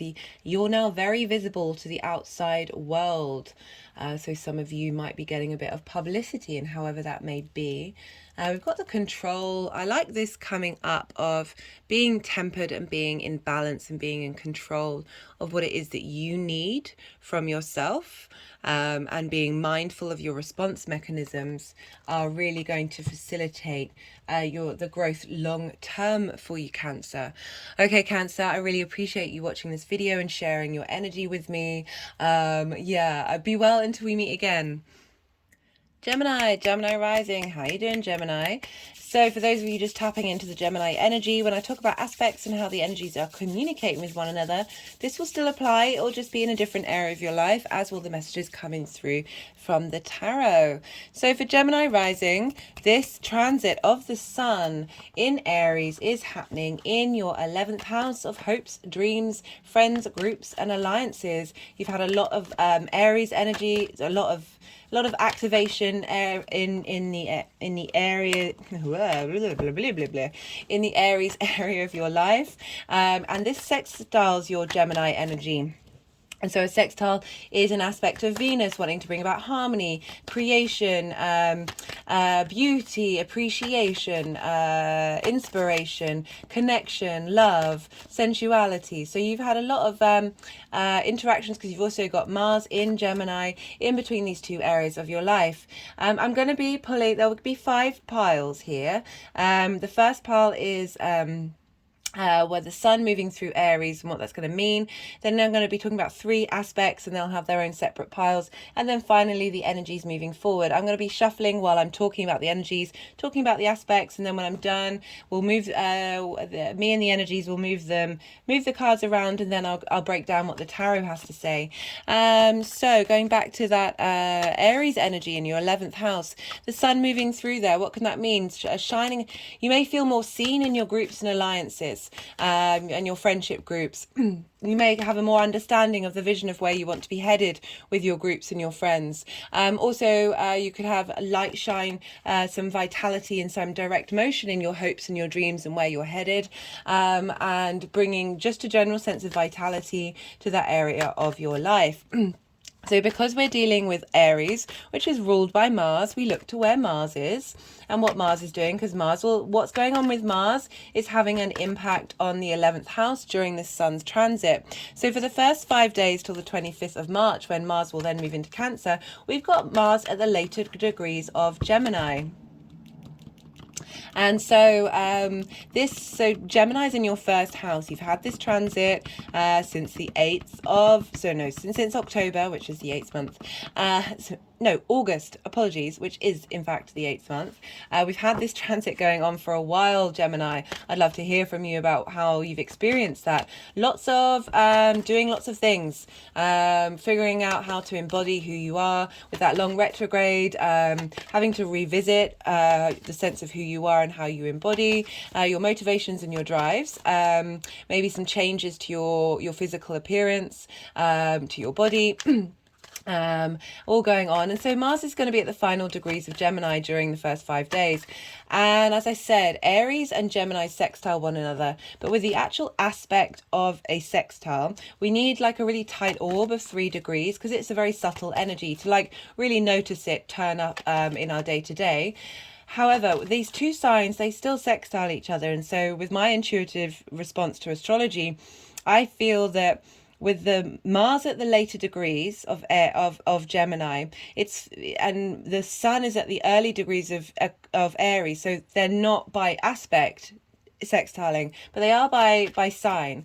And I feel that this is happening more on a quantum atomic level, that integration of what's gone on with Mars in that area of your life is now feeding into the Sun right at the beginning of its journey through your hopes and your dreams. So having worked out what it is and how you want to embody yourself, what motivates you to take action, is feeding into your hopes and your dreams, and how you respond to groups, situations. With Aries in the 11th house, you can be very much the independent or autonomous inspirational force in the groups and alliances, or you draw those kind of people to you. And so the Sun is now having amalgamated what Mars has learned in that journey, is now able to go through the 11th house and help bring this all together. And so on the 25th, as I said, Mars is moving into Cancer. And so we'll be there for the rest of the Sun's duration in Aries. So Mars is helping you get in touch of your motivations, because the second house is your values, your resources, the things that you have, the things that you care about. It's your resources, how you make money, it's how you manifest. It's also your self-worth. That Mars is moving through there. It's in Cancer. It's your emotional needs, how you tend to others, how you tend to yourself. It's also a water sign. Your intuition is very much tapped into manifestation. Recommend that with the new and full moons, this is really good for you, Geminis, to use that energy to bring things into force, perhaps a bit more so than others. It all depends on the rest of your personal chart, but so Mars, having learned everything about what it is, how you collect information, how you want to share information, how you get, there's a lot of speed, there's a lot of energy with Gemini, there's a lot of need for stimulation. That now Mars has moved out of there. You've had Mars in there making more stimulation, more action, has now gone into a receptive sign of the moon, a night sign. So you're now, what are you defending? What are your motivations for yourself, and how you make your money and how you manifest? And so what's going on with Mars is impacting on that Sun transit of your hopes and your dreams, and the kinds of groups and alliances that you want to be a part of, and how you want to be seen in those groups and alliances. So that's what's going on with Mars. And then we look to where Leo is, because we're dealing with a Sun transit, and the Sun rules Leo, so whatever's going on with the Sun is having an impact on the Leo area of your life. And for Cancer rising, that is happening in your Gemini rising. I do apologize, Gemini. That's happening in your 3rd house. And your 3rd house is how you communicate. It's your local community. It's the things you do on a regular basis. It's linked into starting a new course, learning something new for the first time, as well as short distance travel. It's also the house of the goddess. It's opposite the 9th house, the house of the gods, bringing in your big picture philosophies into your day-to-day, essentially embodying your big picture ideas in the things that you do, walking your talk, basically. And so what's going on with Aries and the Sun there, of your hopes and your dreams, your groups and your alliances, is impacting on how you communicate and how you interact in the outside world and your local community. So it'll be really interesting to see what comes up for you during this house, to see what the impact is on your day-to-day and how you communicate. So that's the sort of general energies that's floating around. We've got 2 sextiles happening, and we've got a conjunction with Mars in your 1st house, and then moving to an inversion. So that's the general energy for everybody. So on the 23rd of March, this is the day that Pluto moves into Aquarius. This won't be the first ingress that Pluto makes, but it's not the one and only. Pluto is going to move in and out of Aquarius and back into Capricorn until December 2024. So a lot of change. This is a long transit. This is a 20-year transit. So there's power in the ingress. And what I love about this for everybody is one of the first aspects Pluto's making having moved into Aquarius is sextiling the sun. So again, we've got that sextile energy, that harmonious Venus aspect of wanting to bring out creativity, beauty, passion, love, appreciation, connection, harmony to your hopes and your dreams. And Pluto is now in Aquarius, which is a fellow air sign, which trines your Gemini energy. So you share resources. So this is going to be very facilitating for you, this transformation in your ninth house of big picture philosophies, of how you connect your morals, the way you map out the world, the universe, and God, spirituality, those higher philosophies, those big picture perspectives, also higher education. And that's in terms of mastering something you've been working on for a while, as well as living in a different environment that you're not familiar with in order to broaden your perspective. The ninth house is all about perspective. So we've got this sextile with your hopes and your dreams, the sun going, hey, Pluto, this is what we want. These are the kind of vibrational levels we want to be at with our groups and alliances. This is where we were heading with our hopes and our dreams. And now we're going to feed that into you by sextile, bring out some creative energy, some harmonious energy into Pluto's transformation intensity that's going to happen. I'll be doing a separate video on that, so do go check that out when that comes out. On the 25th of March, Mars will now have finally moved into Cancer at 0 degrees. Cancer, as I said, is in your second house of your resources, how you value yourself, how you value things, how you make money, how you manifest. And this is now squaring the sun at 4 degrees in Aries. So a square aspect is a Mars aspect. It can bring about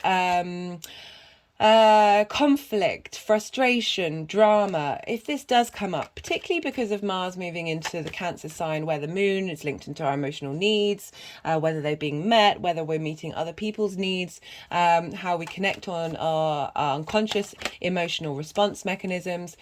Mars moving through here can, at the beginning stages, bring up a lot of conflict, a lot of drama. These are all lessons for us to understand and see where we need to tend to our hopes and dreams, where we need to tend to our emotional needs and how we value ourselves. The more aware we are that this may come up, the more we can realize that this is part of the learning process and it's not forever. It's not as big a deal as it could be.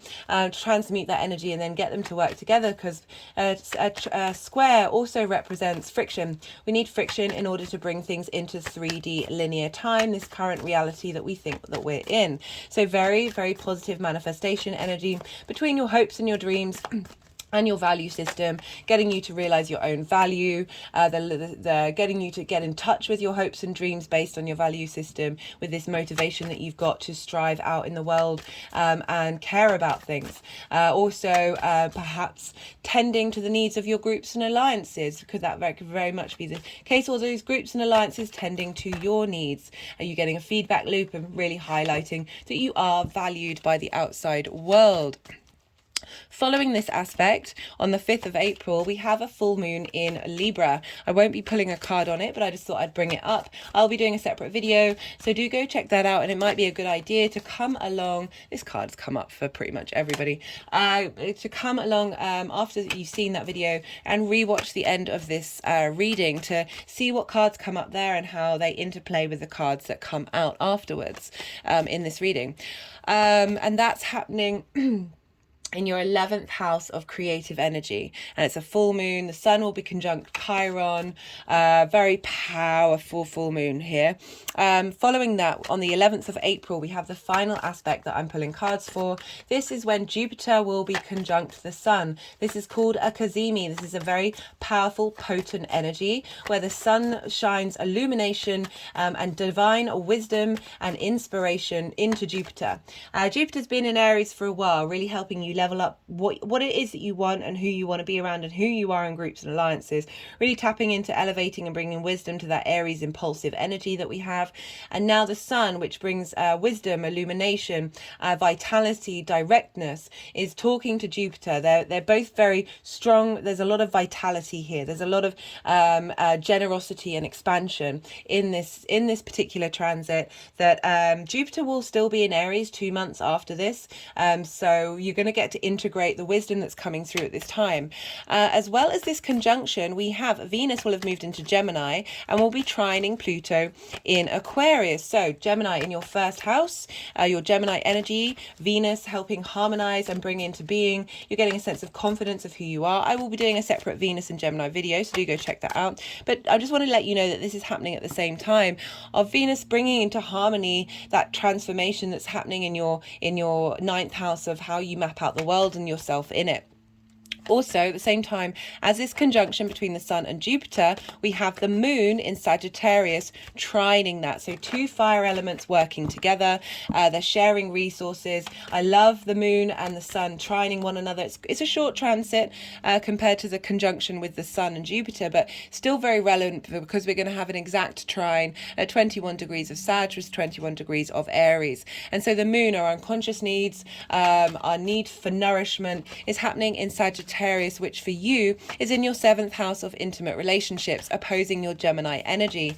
So this is getting you in touch with how you want your intimate, this is business, romantic, friendship, intimate relationships to be on an emotional level. Where are your emotional needs being met, and feeding that energy, that inspiration, that understanding of those things into the Sun and Jupiter, of saying, this is what I need, this is how I feel, and this is how it's relating to your hopes and your dreams. And the Sun and Jupiter is feeding energy back into the Moon and bringing that divine wisdom and divine illumination and vitality and expansion into that 7th house area of your life. I love this for you, Gemini. So that's the final aspect. Following that, on the 19th and 20th of April, will be the second new moon that we have in Aries. As I said, check out the spring equinox Aries new moon videos because it's very relevant to, essentially they have the kind of, the new moon happened the day after the spring equinox. The spring equinox is kind of like our solar return. It's the imprint of the new astrological year. And they have very, aside from the moon, basically they have the same makeup. So what happened in that new moon is vital for the rest of the year. It also talks about a lot of the themes linked into this second new moon, which is a hybrid eclipse, because the nodes will still be in Taurus and Scorpio. And essentially quantum leaps in terms of where we're at and where we're headed. So eclipses are exaggerations of the new and the full moon energy. So a new moon energy, new beginnings. We will have 2 of those. We've just had the last one, which was yesterday. And then we're going to have that one at 29 degrees. So I will be doing a separate video on that. More cards will come out for that, do more understanding of what's going on there. But I just wanted to let you know that's the last aspect the Sun is really going to be making and its journey through Aries. So there's a lot going on. This is all very important and linked into Saturn because Jupiter is here, and what Saturn is now in a Jupiter based sign. So what's going on with Jupiter is happening and affecting Saturn. I really recommend the Saturn transit videos. Moved into Pisces, in particular part 1 of the all 12 signs 3-part series, where I break down the energies of Jupiter in Aries and the impact of Saturn in Pisces, just as another layer of what's going on. We're in a very, very transient time right now, so I just feel like it's really useful to be mindful of the energies that are going on and not get overwhelmed by them, and be able to sort of stand back a bit and utilize and learn, and then like flip the switch and get them more in tune with our soul's journey. So that's all the aspects that I'm going to talk about. So now I just want to see whether because they can be a bit feisty and can want a bit more cards. I'm just seeing if that's the plan. They usually let me know. I'm gonna right, let's see what these cards are saying. So this is the time when I'm likely to be a bit quiet.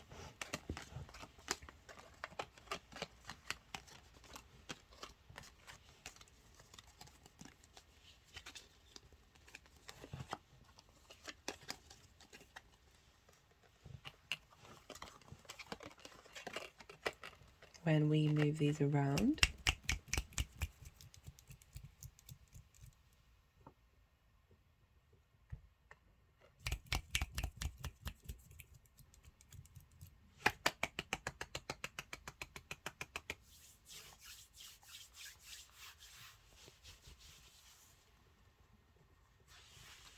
Okay, just wanted me to touch the deck, so I'm just going to see, shuffle a bit more, see if anything else wants to come out.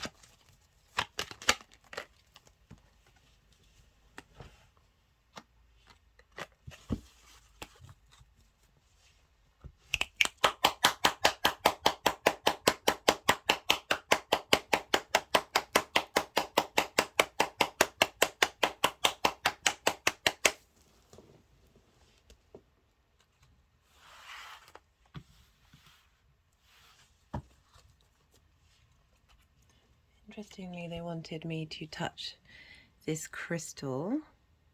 This is it's a long one. Libanethite. It's very much about getting into harmony of your life's purpose and having the resilience and the willpower to be able to do it. It's linked into the sign of Virgo. You have Virgo in your 4th house, Gemini. And Gemini, all the mutable signs, like you've now got Saturn squaring or opposing your major houses, the 1st, 4th, 7th and 10th. So big shifts, big changes happening. So we have, this is pretty much consistent with almost everybody's reading of having lots of difficult cards come through, and then showing that the sun is really helping clear out this stuff, particularly with Aries, of being able to let go and move on of things. So we've got the 9 of Swords, we've got the 7 of Swords, and we've got the 10 of Swords. So, the 8 of Swords. So the 8 of Swords is very much so trapped in a cage of your own making. You're able to leave. You're able to get rid of these binds and be able to see that there is in fact a way out.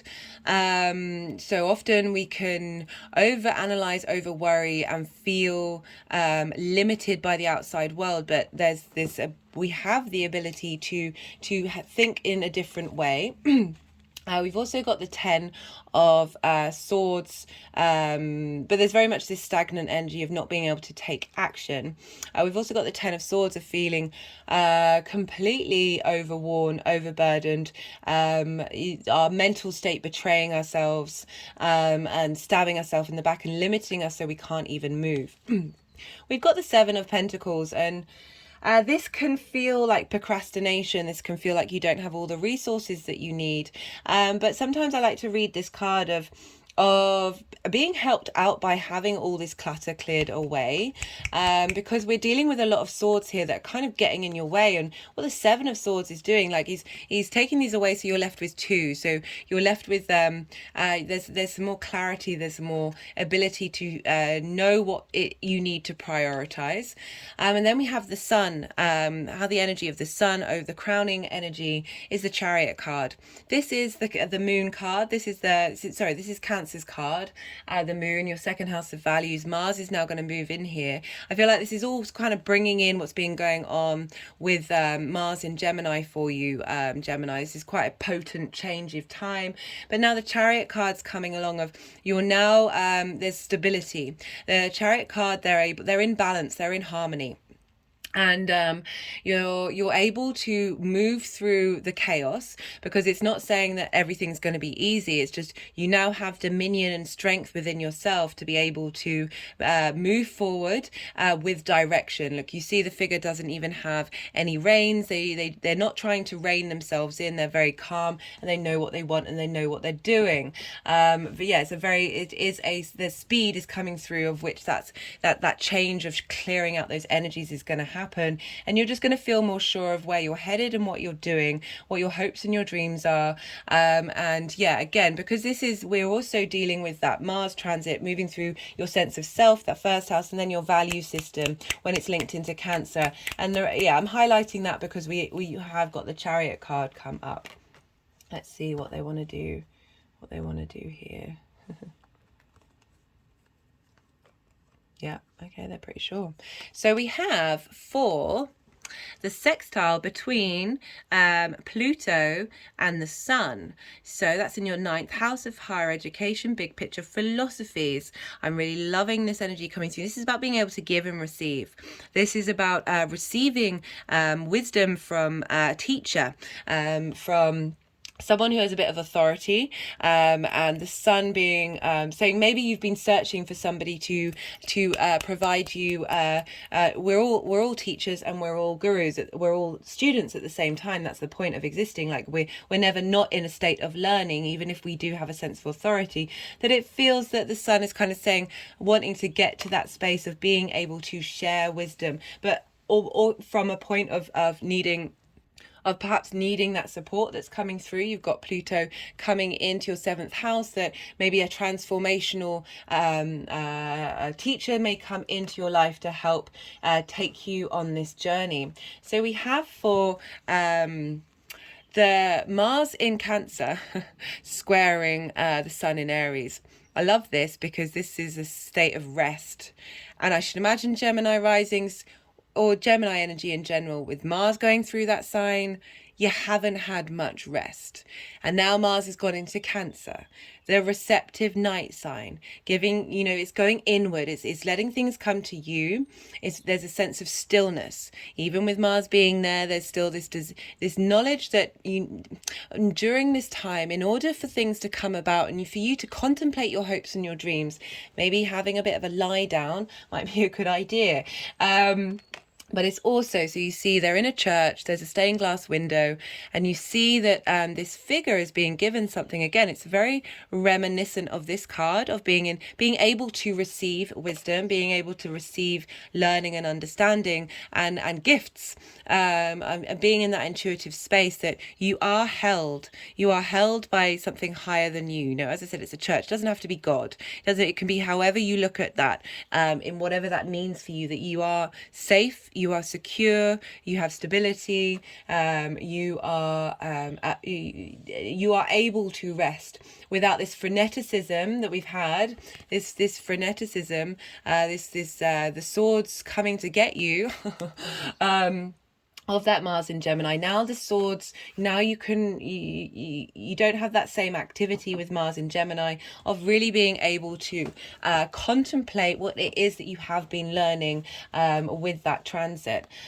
We have for the final aspect, this is on the 11th of April, when the Sun conjuncts Jupiter, and we've got the 6 of Cups and the King of Cups. And I like the fact that this is combined because this 6 of Cups is really being able to get you to appreciate and look fondly at where you come from and where you are and where you're headed, like really getting to, rather than beat yourself up mentally, of being able to connect to your emotions, heal some of the past. Sometimes stuff that's happened in the past gets in the way of our hopes and dreams, and we're not able to heal that space. We're not able to make peace with that energy, and when we do make peace with that energy, we're able to then open ourselves up to the benefits and lessons that we've learned from that, and just be very present and be in the now. And we've got the King of Cups, and what I love about this crowning, this energy of that integration of that wisdom, is kings have a sense of authority. This is over your emotional state. This is being able to use your emotions and harness your intuition. And really interesting, we've got this Cups coming up because that Mars in Cancer as the water sign, of being able to use that creative water energy, that be inspired, being able to think about your hopes and your dreams differently from a very nourishing emotional state. My hands have just gone over my heart as I've said that. Love that for you. Being able to nourish yourself from a space of strength, from a space of wisdom. Yeah, they're really wanting this, Virgo. I will write out what this means in the description box for you, Gemini. It's come up in recent videos. And I will dig that out and I will write that in, because this is one of the first main crystals that I got. I have my Sun in Virgo, and my brain memory dumps things, so I do apologize that it has a very powerful, very grounding, very facilitating energy, and you have Virgo in the 4th house, your private life, needing to tap into that grounded space, healing of yourself. So we have the energies moving forward. We've got the Strength card. This is balance. And so this is also the Leo card. So where the Sun is, of being in balance, balancing your instinctive responses. Sorry, I just had to pause the card because I've got still a bit of a tickle left over from the cough that I've had. Balancing your instinctive responses, your desires, your passions with your cognitive mind. There's a state of pause with this Strength card, so really integrating this journey. I feel like more when Jupiter, and then when the Sun moves into Taurus and illuminates that 12th house part of you, that hidden part of yourself, you're really going to be able to integrate and balance things out. You're going to, after the calm of Mars in Gemini, that you're now able to bring these two parts of who you are rather than just instinct. Like Gemini is very fast, very quick, that you can instinctively do things and just act very quickly. That this is calling you to get more in touch and be in balance with who you are, and finding that balance with this, all this Aries energy of really helping you level up that area of your life. And we've got, for the crowning energy moving forward, we've got the Queen of Pentacles, which is this is earth sign, you know, the Virgo, which is an earth sign, wanted to be over that, of being in dominion, because we've got this Virgo stuff of really that private life of your home. Saturn is opposing it, so really needing to bring that into balance. That the work that you're doing here is getting you to a space where you're able to give good. She gives good advice of being able to give good advice to yourself, being able to cultivate your hopes and your dreams and bring it into an abundant state. There's a solidity, there's a groundedness with earth energy. They're slow and steady rather than the fast. That it's cultivating that space, getting to the cycles, the rhythms of who you are, the rhythms of nature, of being able to bring your hopes and dreams into a state of abundance.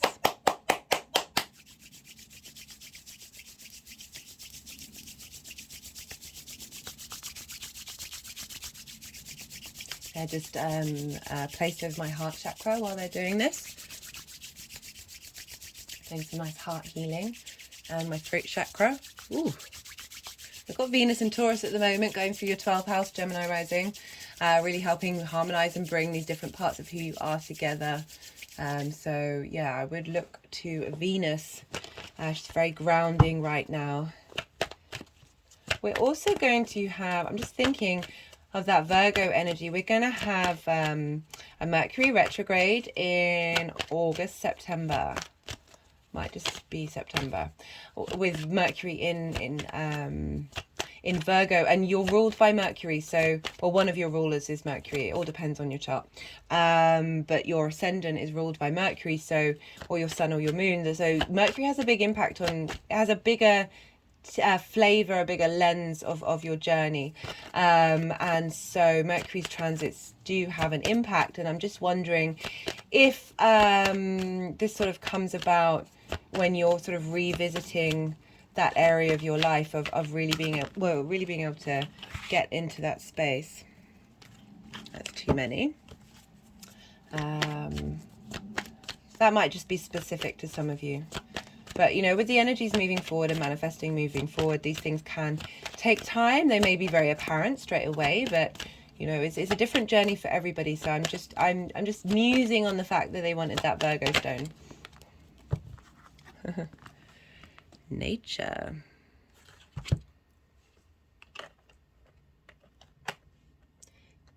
Spend some time in contemplation in nature. Do some meditation.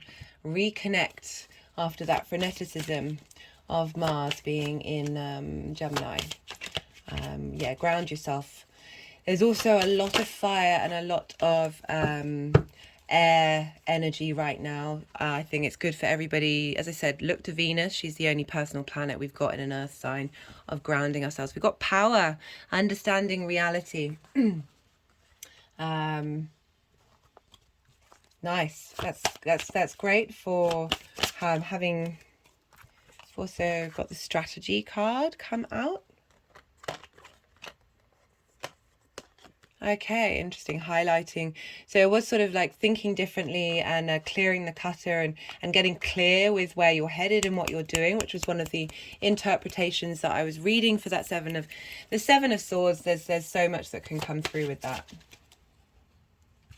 So now I'm going to pull some cards, final cards from the Oracles of the Rising Sun. Yeah, there's a lot of change going on for you. You're a mutable sign. You've got Saturn in a mutable sign. There's a lot going. Acquisition. Sun in Taurus. I was talking about the sun moving through Taurus. Of that integration, the illumination of bringing all those parts of who you are together. Of when this ability to connect to, you know, the hidden. Now you sort of understand your hopes and your dreams and what it is you want. They're sort of applying applying the illumination that you get in the 12th house of clearing out that trauma. Maybe the wisdom, the messages that come through with the Sun and Jupiter. So the Sun will be in Taurus while Jupiter is still, we've got detachment here.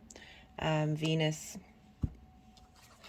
you know, the Queen of, you know, there's this need to be mindful of your response mechanisms.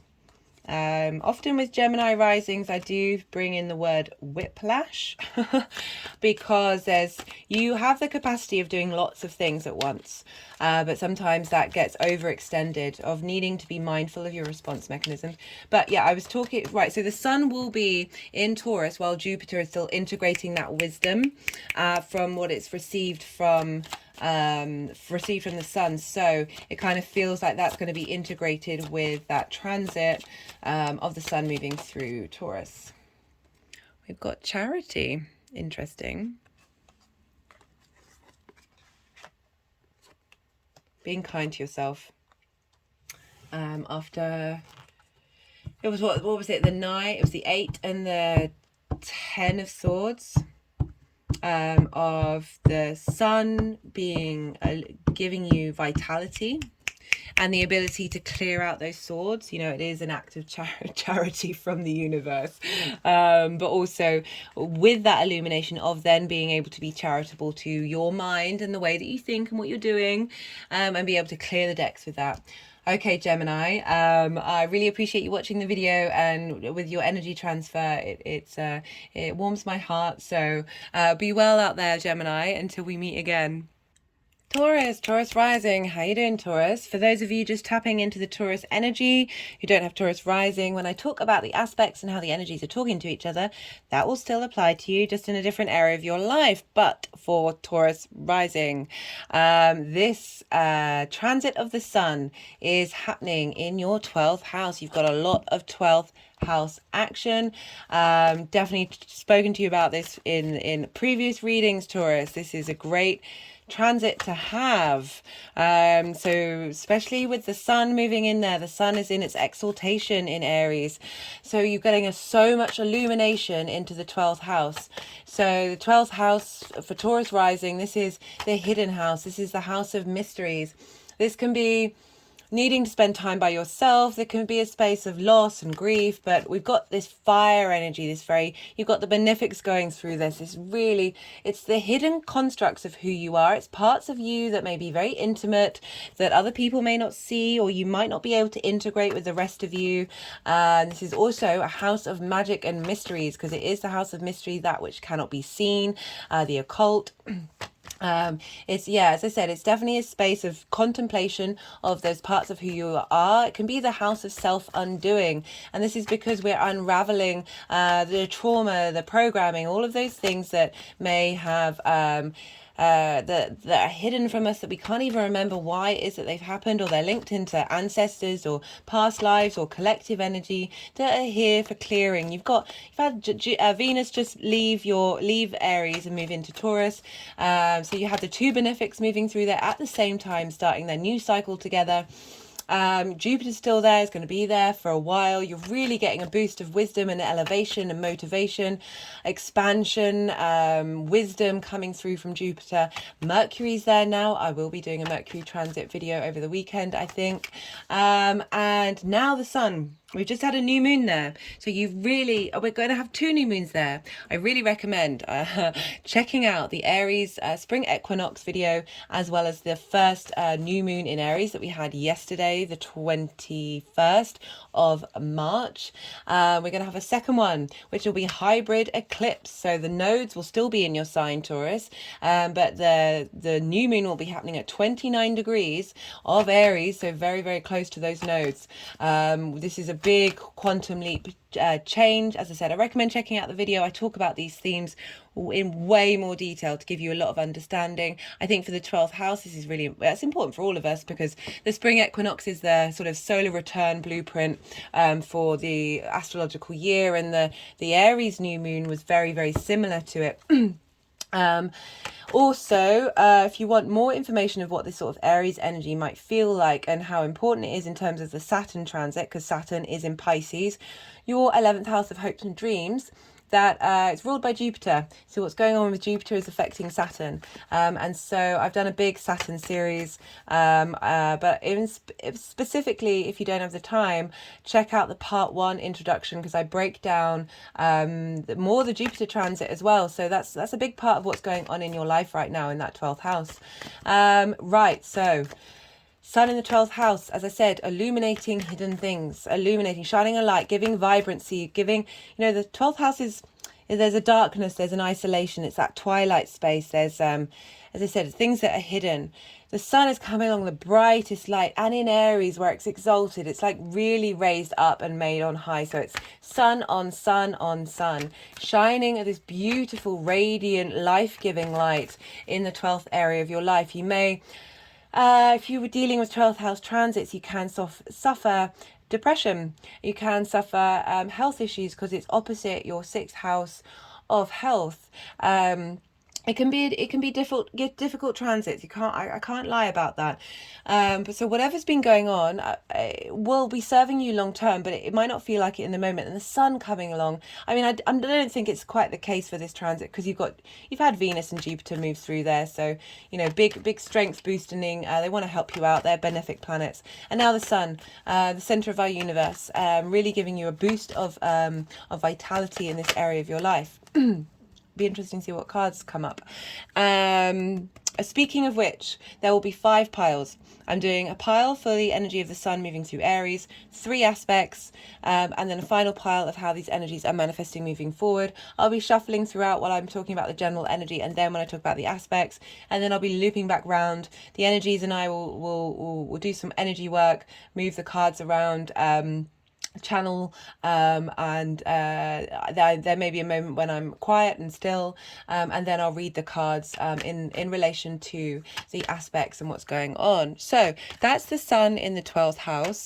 Because we're dealing with Aries, we look to where Mars is, because Mars rules Aries, and so what's going on with Mars is having an impact on the signs that it rules. And Mars has been going through Gemini since August last year, and that's in your 2nd house of your values, how your resources, it's how you make money, how you manifest. It's the things that you care about, you hold on, you put value into. It's also your self-worth. And so Mars moving through there, you may have been a bit all over the place, trying out new things, thinking about new ways of tapping into your value system, new ways of making money, new ways of manifesting. Just you had that long retrograde, so revisiting. So Mars will be in Gemini for the first 5 days of the sun transit. They won't be sextiling by aspects, because Aries and Gemini sextile one another. They get on. Fire and air get on. They're both very light elements. They're direct elements, they're day elements, and they're not bound by gravity, which earth and water do. Each have their own beautiful qualities.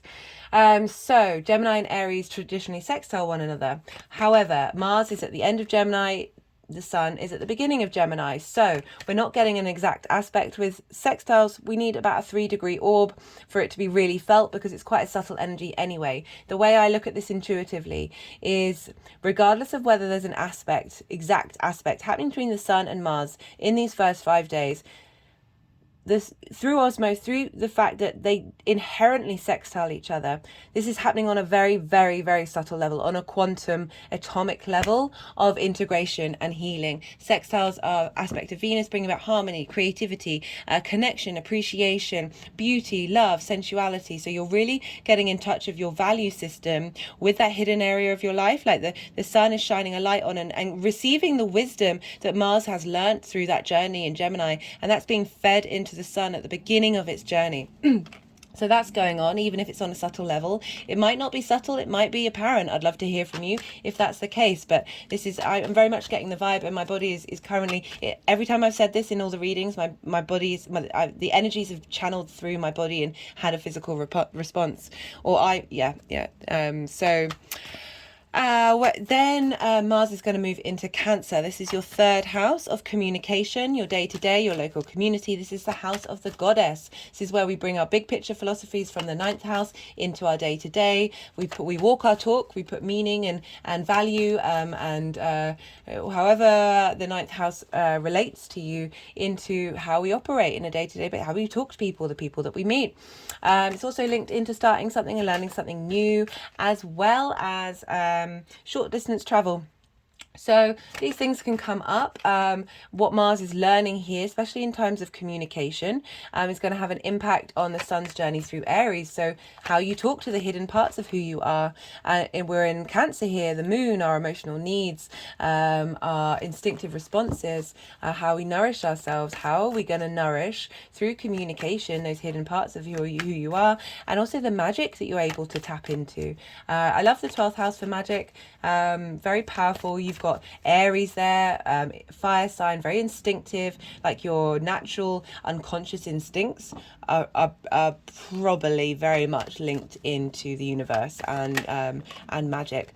So you've got a lot of activation happening here. So because we're dealing with a sun transit and the sun rules Leo, we look to where Leo is in your chart, and you have Leo in your 4th house, Taurus. This is squaring you. Oh, I forgot to mention, so when Mars moves into Cancer, that will be sextiling your Taurus energy, Taurus rising or not, the Taurus energy in general. Again, that sextile energy that we've talked about, the aspect of Venus, bringing some harmony and cohesion to the way that you communicate from everything that you've learned, with Mars in the 2nd house in yourself and how you embody it.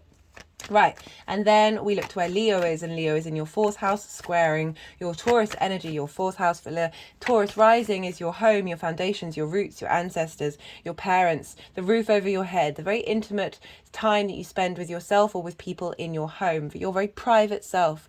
And so the journey of the sun moving through the 12th, which I love, a fellow fire sign, is facilitating. So that integration of self, the integration of the magic, releasing old versions of yourself, transmuting that energy into being able to transform and integrate more fully, is really facilitating how you are in your private life, your connection with your ancestors. Perhaps what you've been working through in that 12th house is releasing old traumas and connections that the ancestors hold, that your past lives hold.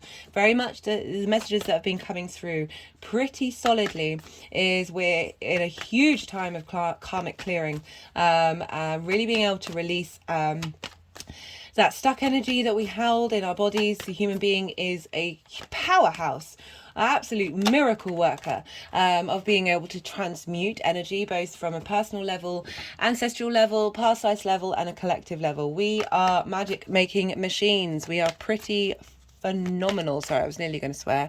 I'm British. This is what I do. Honestly, it's one of the hardest things I have to do during these videos is not swear.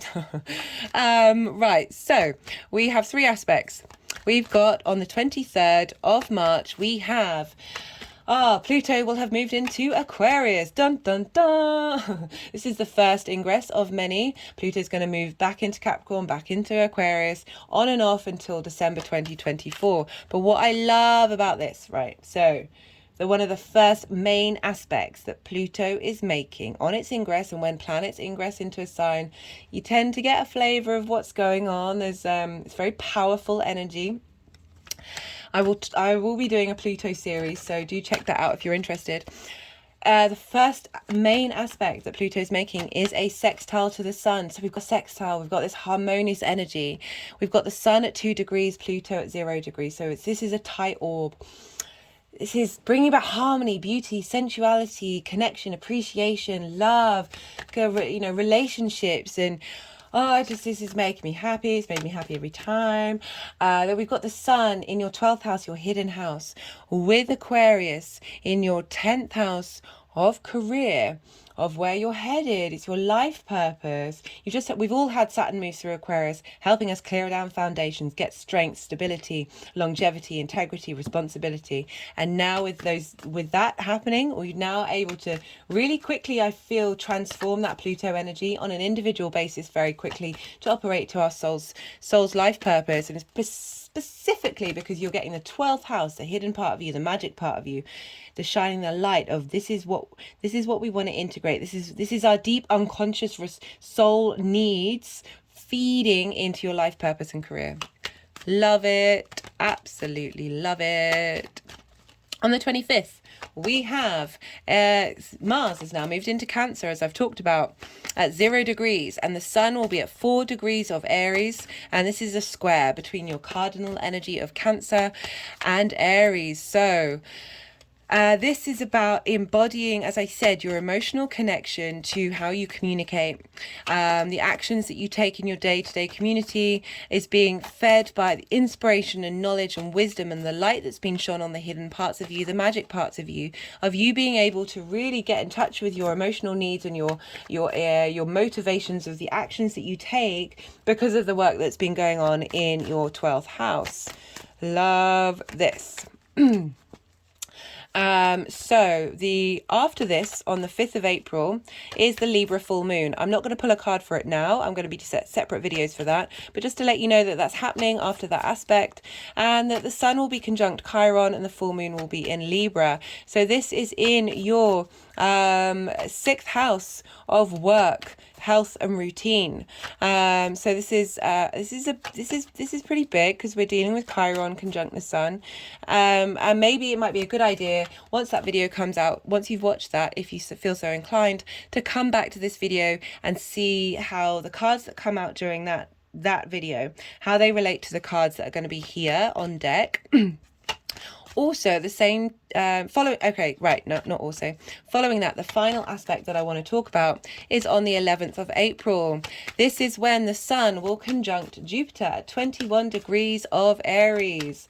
Potent energy. This is called a cazimi. This is when the Sun imparts divine illumination, divine wisdom and inspiration to Jupiter, who's been going through the 12th house for a while now and will be there for 2 months at the least following this cazimi. So you're really going to have time to integrate this Jupiterian energy into that area of your 12th house. So there's just going to be illumination of what you might have missed in the hidden parts of you, being able to absorb, understand, elevate, integrate, bring cohesion. Jupiter wants to bring cohesion of self, and then from that cohesion you expand. So such a good transit to have during your 12th house. Love this for you, Taurus, especially as you've been going through it with Uranus being in your 1st house.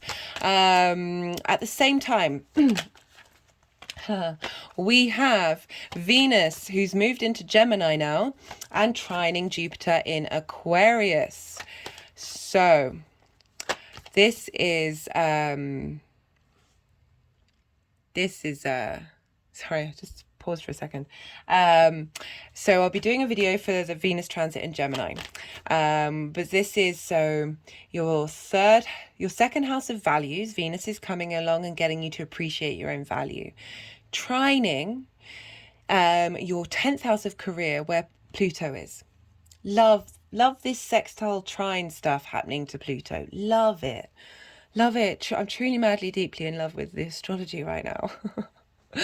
That this energy is happening while the Sun and Jupiter are talking to each other very potently, integrating that 12th house energy of really being able to understand your values, who you are and how you manifest with all of this 12th house stuff going on, and how that's going to impact this long transformational 20-year transit of Pluto in Aquarius. At the same time, as if it couldn't get any better, the moon is going to be in Sagittarius, and this is in your 8th house of shared resources, and the moon will be trine exactly. It's a shortish transit. The moon obviously moves quite quickly, but it's going to be in the sign of Sagittarius for this whole conjunction. So very much in tune. That we've got fire on fire here. They're sharing resources.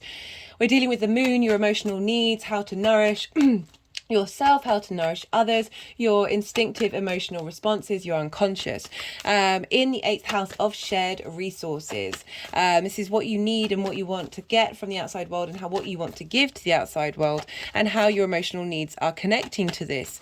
Trining, so trine aspect of Jupiter, with Jupiter trining Jupiter and the Sun, of sharing the wisdom and understanding of what's going on with the moon in the 8th house, your trigger responses, how you've elevated, what it is that you give back to the world and what it is that you receive, feeding with inspiration, expansion, elevation into the Sun and Jupiter, and the Sun and Jupiter feeding their inspiration and wisdom and knowledge that they've learnt through this conjunction about what's hidden from you, about the hidden constructs of how to integrate that, about the magic that you hold and possess, bringing that to light, and then feeding it into the moon at the same time.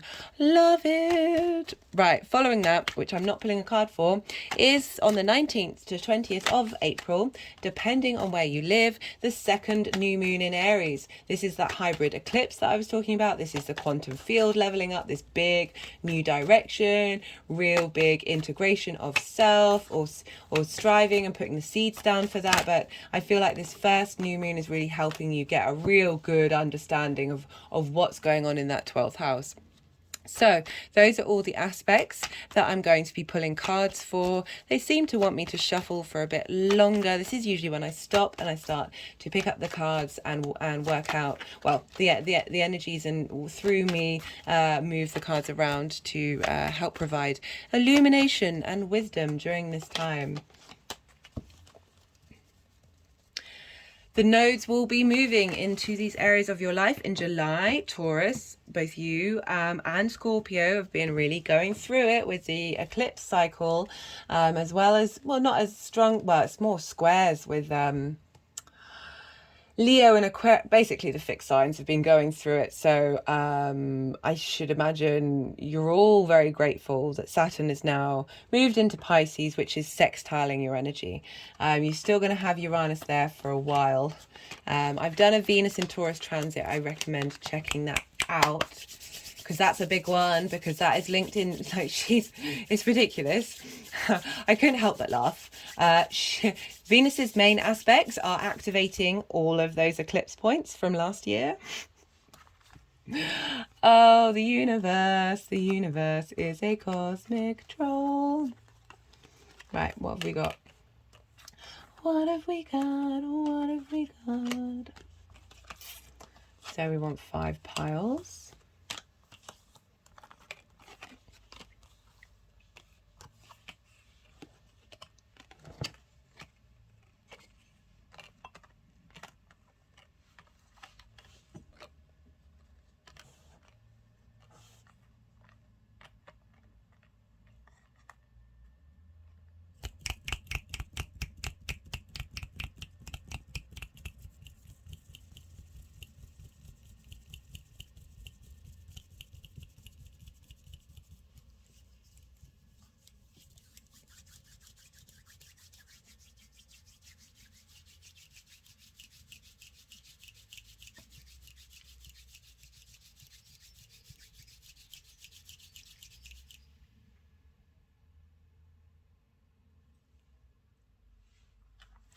So we have, for the sun's energy moving through, all the signs have basically had some difficult cards and then a supportive card with the sun crowning it. So we've got the 4 of Cups here, which is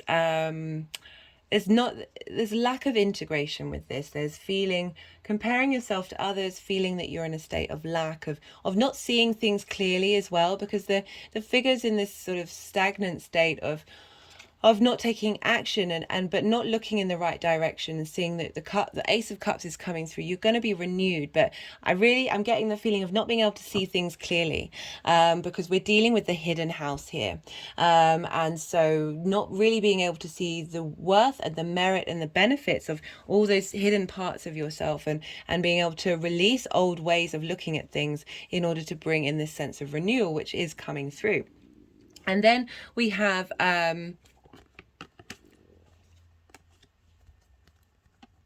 okay, guys.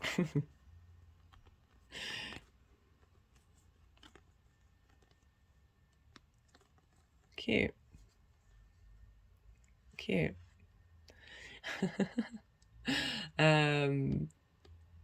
Right, we've got the Seven of Swords. I'm just going to let them hold them up for that. There's messages in the fact of clearing out this space, and that you're moving into this space of being able to see clear. Well, now that the sun is coming through, is shining an illumination. So I'm getting that this sun energy, the crowning energy, is the combination of these two things. They're such jokers. I've got the Seven of Swords. This is again, it's a not seeing clearly, or not being able to utilize all your resources because they've been taken away. They're now hidden from you. That there's this sense of non-integration that's here. And then we've got the Two of Pentacles, but it's neither upright nor reverse. So when it's upright, it's like you feel like you're balancing lots of things and you can't really stop and pause and make decisions.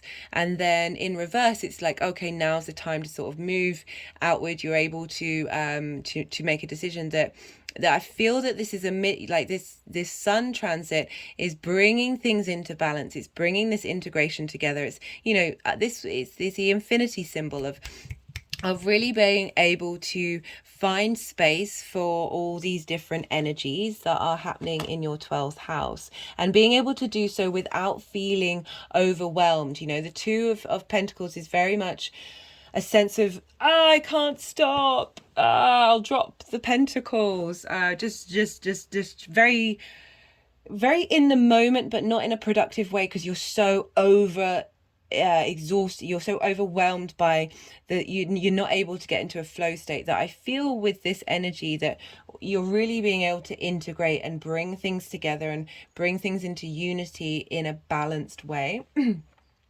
So we have for the sextile with Jupiter, so that's in your 10th house with your hidden house, that this is about being able to give and receive, and being in receipt from a teacher, a sense of a figure who has authority in something. We are all teachers and we are all students at the same time, but just being in receipt of, you've got the sun talking to Pluto, so very powerful energies here, and of the sun being giving this understanding of the hidden parts of you, the magic within you, and how that can support Pluto's journey in the 10th house. But there is a sense of a gift happening here with this transfer, or with this communication of energies, that is bringing things back into balance. This follows the Five of Pentacles. You're feeling like you're left out in the cold, maybe not getting the support that you need from the universe. Arguably this could have been Saturn, doing a lot of restricting and a lot of isolation in your career house, and now it's sort of rebalance. There's a rebalance happening of where you are getting the support that you need. And whether that could be from that integration of all the hidden parts of you, the magical part of you coming into fruition, coming into light, and going, hey, we can provide you with resources. We can provide you with resources. So for the next card that we have, which is when, interestingly, this came up, was it for Gemini? Yeah, it was for Gemini, for this Mars transit, this square. So we're dealing with Mars now moving into a yin night sign, being very receptive, and we're also dealing with your transit in Aries in the 12th house. So Mars is now in your house of communication. So I feel with this transit that it's asking you to, because the 12th house can very much call you to spend time in contemplation of yourself, and usually it's easier to do so when you're on your own, of spending time by yourself, knowing that you're held, being able to rest and seeing what wisdom comes through during this time, this communication, you see. So the embodiment of your emotional responses in that third house, the moon as well, it's ruled by the moon, of that intuition coming through, getting that message very strongly. To help understand what's going on in the 12th house, and bring your ability to communicate with the hidden parts of you, with the magical side of you, is being facilitated by being in that state of rest. Because even though we're dealing with Aries, which is a very active sign, it is in your 12th house, so it may be tempered. But I don't mean that in a bad way. I just mean that you can be inspired and take action in your own receptive space of isolation. On the 11th of April, this is the conjunction with the Sun and Jupiter and Moon being in Sagittarius. Love this, love this. So we've got lots of strength coming through here. We've got the Nine of Pentacles, which is very much being able to be independent and make the right decisions. But weirdly, I'm getting this message of all these Nine of Pentacles or all the different parts of you coming together, working together, being able to make long-term decisions that get you to be in this space. As I said, the more that we integrate in the 12th house, the more that we are able to make good decisions for ourselves in the long term. Interesting. My finger has just gone on both of the hands. And now over my heart chakra. Of maybe there's something that you do with your hands, Taurus, that provide wisdom and solace. That might be just specific to some of you. And then we've also got the Hierophant.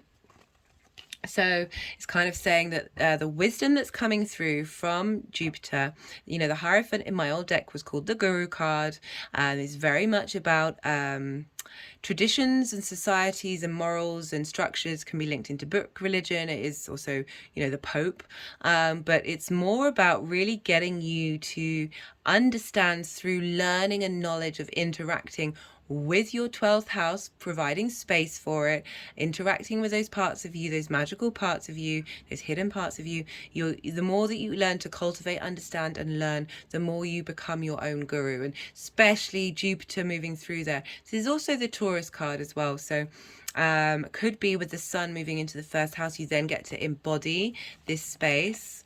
Venus is there at the moment.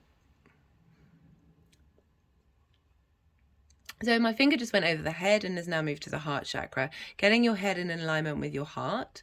I mean, that's a very important message for all of us.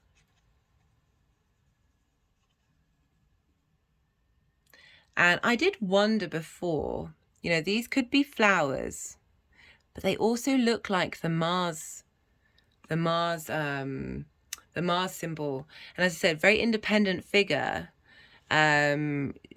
She focuses on herself and integrating herself and doing what she needs to do, and the actions that she takes, those Mars actions, very, very prominent sort of martial energy, especially that Aries space. It is ruled by Mars. So the energy's moving forward. We've got the Fool, not surprised, with 12th house integration, and then the Victory card. So everything that's going on in your 12th house is setting you up for this new journey, this new sense of vitality, of being able to look at the world and the things that you do as an adventure and not be confined and not feeling in this space of lack, or feeling like you are depleted and there's deceit happening in the way that you're because of. So I'm just getting that, like, you may have had things like people not treat you in the way that they should, that it means that you then don't have this you're triggered, like there's trauma there that needs to be worked through. And that can also be past life stuff. So much stuff has come up about this, clearing a lot of karmic stuff that's linked into us, our family, our ancestors, the collective, your past lives, all of that stuff that's lingering in your body, that is being cleared out. So you are then able to walk through the world as we start this new cycle, moving into Taurus, of feeling fresh and feeling youthful, of looking at experiences, the good, the bad and the ugly, through the Fool's eyes of, we are here in this human condition, here to experience all sorts of things, and all of that is an adventure. And we've got the Victory card, of being able to feel that you can celebrate yourself and celebrate all the different parts of who you are, bringing them together, having them all work together to go out and do.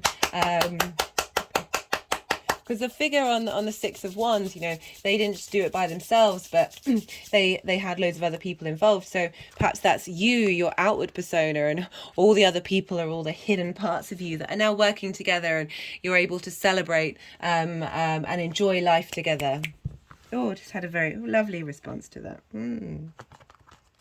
Okay, right. So I'm going to pull some clarification cards to see what else wants to come through. Maybe some extra messages, or just let us know little things that the tarot and I might not have picked up on. Right, this is the numerology deck. Let's see what wants to come up. Yeah, the nodes are going to move from your sign, guys. You're going to breathe a bit of a sigh of relief. And then the North Node is going to go into that 12th house. So if you have had, like, it's not for everybody, but some magical stuff come up in the 12th house, like, that's going to be expanded, Taurus. So... Ooh. You also got the south node moving through your house of work and health and routine. So, you know, be mindful of the eclipses in that area of your life. Get on board with your health and your routine. But, you know, the south node is about refinement, is about really crystallizing the kind of work that you do. Got spiritual partnership. Being in union with self. But yeah, be mindful of the work that you do. There's a capacity of being burnt out. Yes, but crystallizing the work, being able to get that into balance and harmony, and really like purifying that. And future. Well, I mean, we already knew that, so I'm gonna I'm gonna outcome. Okay. Yeah, so, you know, that's happening for the Sun, Jupiter, Cazimi, that's going to take a while to integrate. Being able to, yeah, well, everything that you're learning present. Nice. I'm going to wait until they give us a major arcana. This is a mixture of, this is the first light tarot. It's a mixture of major arcana, statement cards, and question cards. And I always try and make sure that I do enough cards that at least a major arcana comes out. So we've got Judgment. So this is Resurrection. Bringing all, having, so the Death card is about letting go, realizing what you need to let go of in order to transmute and compost yourself. Judgment card, this is Ascension. This is all of the parts of you, and I love this coming up for the 12th house, all of the parts of you basically leveling up and moving into a next vibrational level. So that is the process that you're going through, Taurus. Love this. My hand is just sort of moving over the heart chakra and over the throat. You know, Taurus is ruled by the throat. Sorry if I sound weird. Getting you to get in, you know, Venus moving through there, Uranus moving through there, getting you to get in touch with your true authentic voice, and everything that's happening in Aries is facilitating that. Oh, I love it. I love it. I love it. I love it. Right. So, sorry, I'm a bit weird. Right. I'm going to pull some cards from the Oracle of the Rising Sun for the final messages that wanted to come through. This is, whoa. This is affair. This is a love affair. A love affair with yourself. A love affair with yourself. Yeah. I mean, for some of you, you know, the 12th house can represent hidden love affairs, things that happen in hidden spaces. But the way that I read tarot is definitely my main focus is on the inner work that we do, because then all those other things ripple out once we've got solid foundations with who we are and how we're walking our talk. But yeah, definitely seeing it's just making me really happy looking at this spread, Taurus.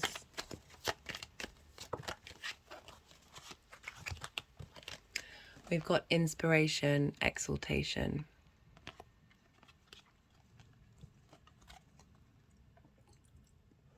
That's what's coming in your cup. They just went over that cup that's coming in.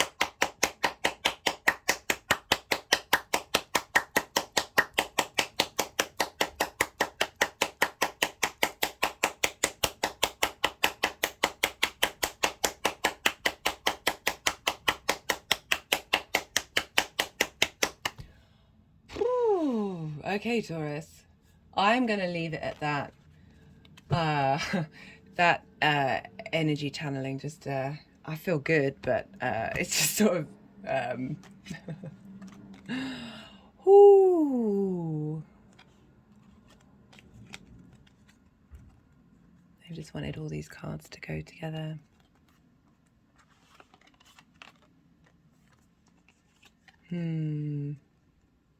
Yeah, we're dealing with benefics, and now with the sun here, this isn't going to feel bad. This is going to feel good. Resurrection time, guys. Support from the universe. Can be exhausting. 12th house stuff, exhausting. Take care of yourself. Take care of yourself.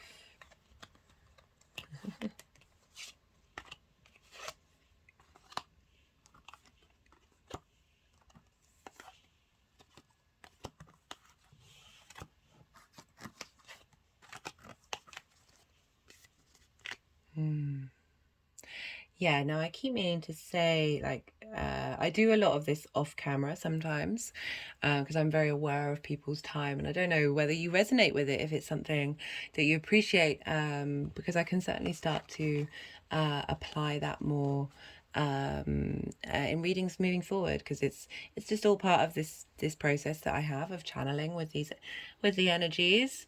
And you know, I talked about the atomic and the quantum field. These are all very subtle but very powerful energies, and even though it feels like maybe this isn't doing anything, it is. I think it is anyway. I certainly I have to rewatch my videos in order to timestamp them, and sometimes I actually go and listen to listen to my own stuff, because I forget. I honestly I forget half this. My brain needs to remember more. It's perfect. It's wonderful. I love it. But then I'll have very physical responses to what's going on. So I'm aware that there is energetic transfer going on. Right. Okay. I'm going to shut up now. Thank you, Taurus, for watching. I really appreciate the energy share.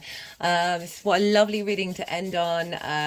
All the interaction with the channel appreciated. If you resonate with this, with the messages that come through, and you want the YouTube to push it out further into the world so more people have access to what's going on, very much appreciated for your time and your energy, Taurus. Be well until we meet again.